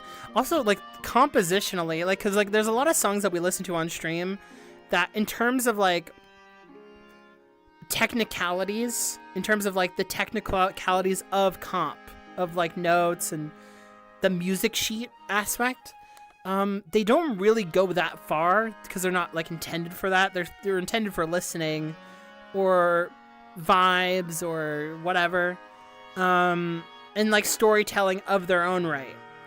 But like, dude, the music storytelling of like a lot of stuff in video games is just unbelievably beautiful. And I would love to talk about that. Yeah, I love Pikmin 3. Oh my god, I could be like what's his name? Oh god, who's that one guy? I think it starts with an S. Oh, he talks about Pikmin music a lot. He's like a really cool channel. He talked about adaptive music with like Pikmin as well. I thought that was awesome. Scruffy! Yeah, Scruffy! Scruffy's really cool. I really love Scruffy. That was like one of the first times that I thought harder about music from Pikmin. It was Scruffy's really cool. I love Scruffy. Sonic the Hedgehog? No. Although Sonic the Hedgehog, I actually have a huge take on Sonic the Hedgehog if you guys want. So, oh man, do you guys want to listen to Sonic the Hedgehog music on stream at some point? Because I could 100% do that. Like, I have so much to say about Sonic music. It's unbelievable. Because, like, if you guys don't know, I grew up with Sonic. Not, like, I didn't just grow up with Sonic playing, like, the 2D games and being like, yeah, guys, this is the greatest. I didn't just play Sonic Adventure 2 either. I played them all, man. I played Sonic Heroes multiple times. I played Shadow the Hedgehog. I loved Shadow the Hedgehog as a kid. And then I played Secret Rings. And then I played Black Knight. And then, I'm not kidding, I'm not joshing, I played Sonic 06. And I beat that game like 10 times. I'm not exaggerating. I beat that game 10 times. And I thought it was cool because the cutscenes were awesome. Because I thought the cutscenes were awesome. So yeah, like, dude, I unironically, I have so much to say about Sonic's music. Generations, I'm experienced with Shadow Generations, and a little bit of Generations, but Shadow Generations I know more. My firm take, I have so many takes, but if you want like a snippet of my take, I think Sonic music used to be really great, and like used to be really like underground and innovative for the time relative that it was coming out. Because like if you look at like some of the genres that like Sonic Adventure 2 was like dabbling in, like from digicore and like industrial rock, they were like pulling from really weird influences at that time. Breakbeat, like breakdown. Dude, that shit was so fucking cool. And you listen to Sonic music nowadays, and it's just like nostalgia trip, like 2000s like rock shit that like barely has any flavor on it. So, dude, I would love to talk about Sonic music. Dude, my hat, my autism hat. Oh, dude, I would go crazy talking about Sonic music. Maybe we'll do that sometime. Sonic Remover, yeah. Dude, yes, it's everybody super Sonic racing. Gotta get your feet right on the ground. One of the greatest soundtracks of all time. Dude, Eternal Sunshine. Can you feel the sunshine? Does it brighten up your day? Oh my god, dude. Bars, dude. Oh my god. It's so fucking good. Oh no. Oh, so yeah, Kirby? Ali, I also love Kirby. Kirby's like also like, I played all the games, and like I could talk about Kirby for like hours. I love Kirby music. Oh my god. One of the craziest moments of my music life was like listening to two things. It was Pokemon Platinum soundtrack, which is unironically one of the greatest soundtracks of all time. Like, genuinely, dude, listen to the arpeggios in the production. Those melodies in like Platinum are unreal as like a continuous soundtrack, back to back, so much versatility, and it's just like so additive to the vibes. There's to this day, Eterna Forest has such a beautiful atmosphere to it, and it's really all thanks to the soundtrack. The soundtrack just adds this like mysticism and mythology that like you would not be able to just see looking at it. In terms of like the town right next to it as well, like Eterna Town, it's so crazy good. And like there's like two things that were the most formative for me was the time that I listened to the Giratina theme, and it's just like this incredible like almost like glitchy song that changed my fucking life, was listening to Giratina's theme in Platinum. And then it was also the Galactic Knight theme from Kirby like Superstar Ultra. Dude, that fucked me up. That fucked me up so fucking bad, dog. Like anything that was just like had that like level of abrasion and just like starkness to it, it screwed me so bad, man. Yeah, the Galactic Knight theme, oh my god. Like, obviously Gourmet Race and stuff is just, like, fantastic, but man, that shit was so good. Yeah, the Void's theme makes... Oh, it's so touching. Oh my god. Oh, the Void theme, oh my god. No, dude, like, I remember to this day, I was talking to people, like, who never played Kirby before, and I would play the Galactic Knight theme, and I'd be like, what game do you think this is from? And like they would just think like, oh, this, I don't know, this is like some boss, like crazy boss rush thing, or I think this is like connected to maybe Sonic or something. I don't know, this is wild. And then I would just show that it's Kirby. It's just so funny, like seeing them like get reacting to that. It has like that metallicness that is even more metal than Meta Knight, and then like the like the almost Virgil multiple slashes thing. Oh, it's so fucking sick, man. The aura, man, the aura. Yeah, oh my god. Yeah, the Sonic Mania Stromboli. Yeah, the Sonic Mania OST is also fantastic. And also, guys, do not sleep on Sonic, I think 3D. It's the one with Metal Sonic. That soundtrack is really fucking good. And also it has like a really interesting amount of like Foley type editing in the mix.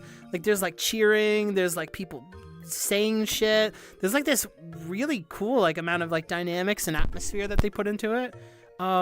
It's so animated. Like Sonic 3D is one of the most slept on parts of like Sonic soundtracks, genuinely.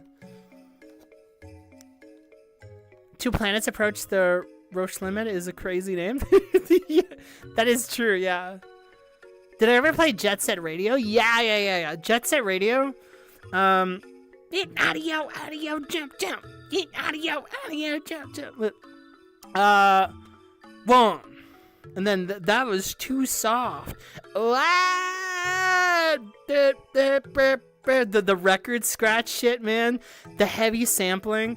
That was like that 2000s vibe that like a lot of Japanese music was doing. That like it was like basically hip hop, like, you know.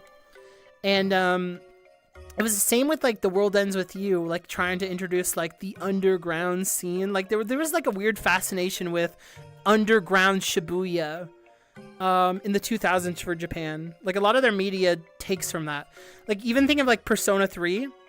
Persona 3 is also like just like teenagers and like the rambunctious and whatnot. It was like really like it was like really prominent at that time for some reason.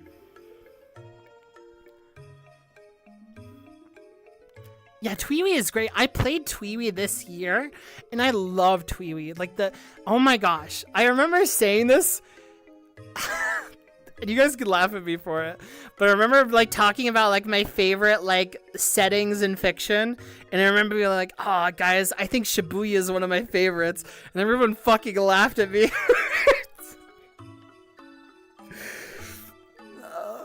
Because like, look, because it's a fake Shibuya, all right? Like it's Shibuya, but it's not Shibuya from The World Ends With You, you know what I mean? Like, but just like the world building in The World Ends With You is so fucking good, man. It's unfair that like there's just like that much like they pulled from it to like make it seem like a breathing world. Oh, it's so good, man. That's fucked up. Also, by the way, can I be modded? Are you not modded? What? Why? I thought I modded you. Alright, well... Okay, well, I'll mod you... right... now. I forgot? Shit. Hold on. Let me, yeah, let me mod you up. Let me mod you. Let me hook you up. Let me hook you up. Where is, my thing? It's gonna break my arms. Hold on, real quick. It's mod, and then it's your name. I swear to God, if I mess up this spelling, I'll mod somebody else. That'd be so fucking funny, dog. And this, I think that's right. Yeah. And then I have to... Okay. Okay, wait. Yeah, mod me. It's weird because I think I can, like, press, like, immediately on, like, a mod option. But I think this is just, like, to avoid, like, accidentally, like, modding someone on the fly. There we go. Because, like, I've seen that happen before. I've watched Germa. Where, like, I think, he, like, said that, like, he accidentally modded someone in chat once. Oh, my God. Mod everyone in chat. Oh, no. I don't know if I can do that. Okay. Chat. I think that's it for the day, in terms of the stream. But I would like to come back tomorrow if you guys like to hang out. I would like to come back tomorrow. What will we do? I don't know. But, I would like to talk again and, see you next time. But, like, for now, I'm feeling a little tired. I got very little sleep today, but the time was right. The weather wasn't too bad. Things are working right now. And I was able to take a break and was able to finish the scenes that I changed for today. So, I think we're all ready to go.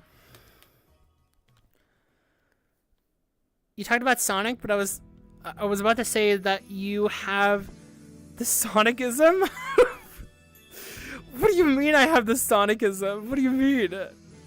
Is there like something about me in my aura that screams a Sonic child? Okay.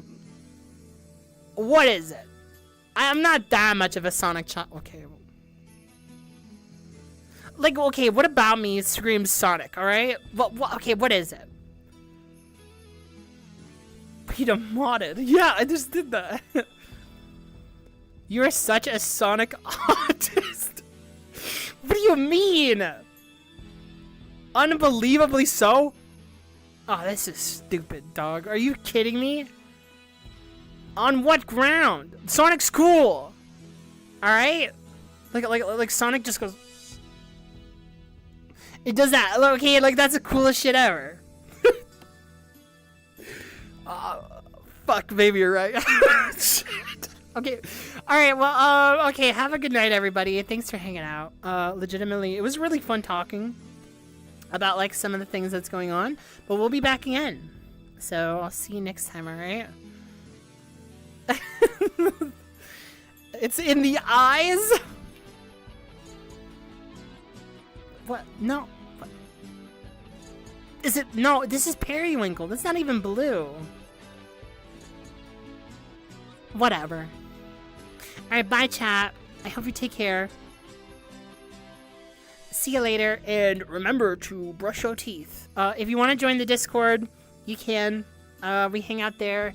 I think Saturday there's another album listen, and I'm also gonna like shoot up the music league as well because that was very fun.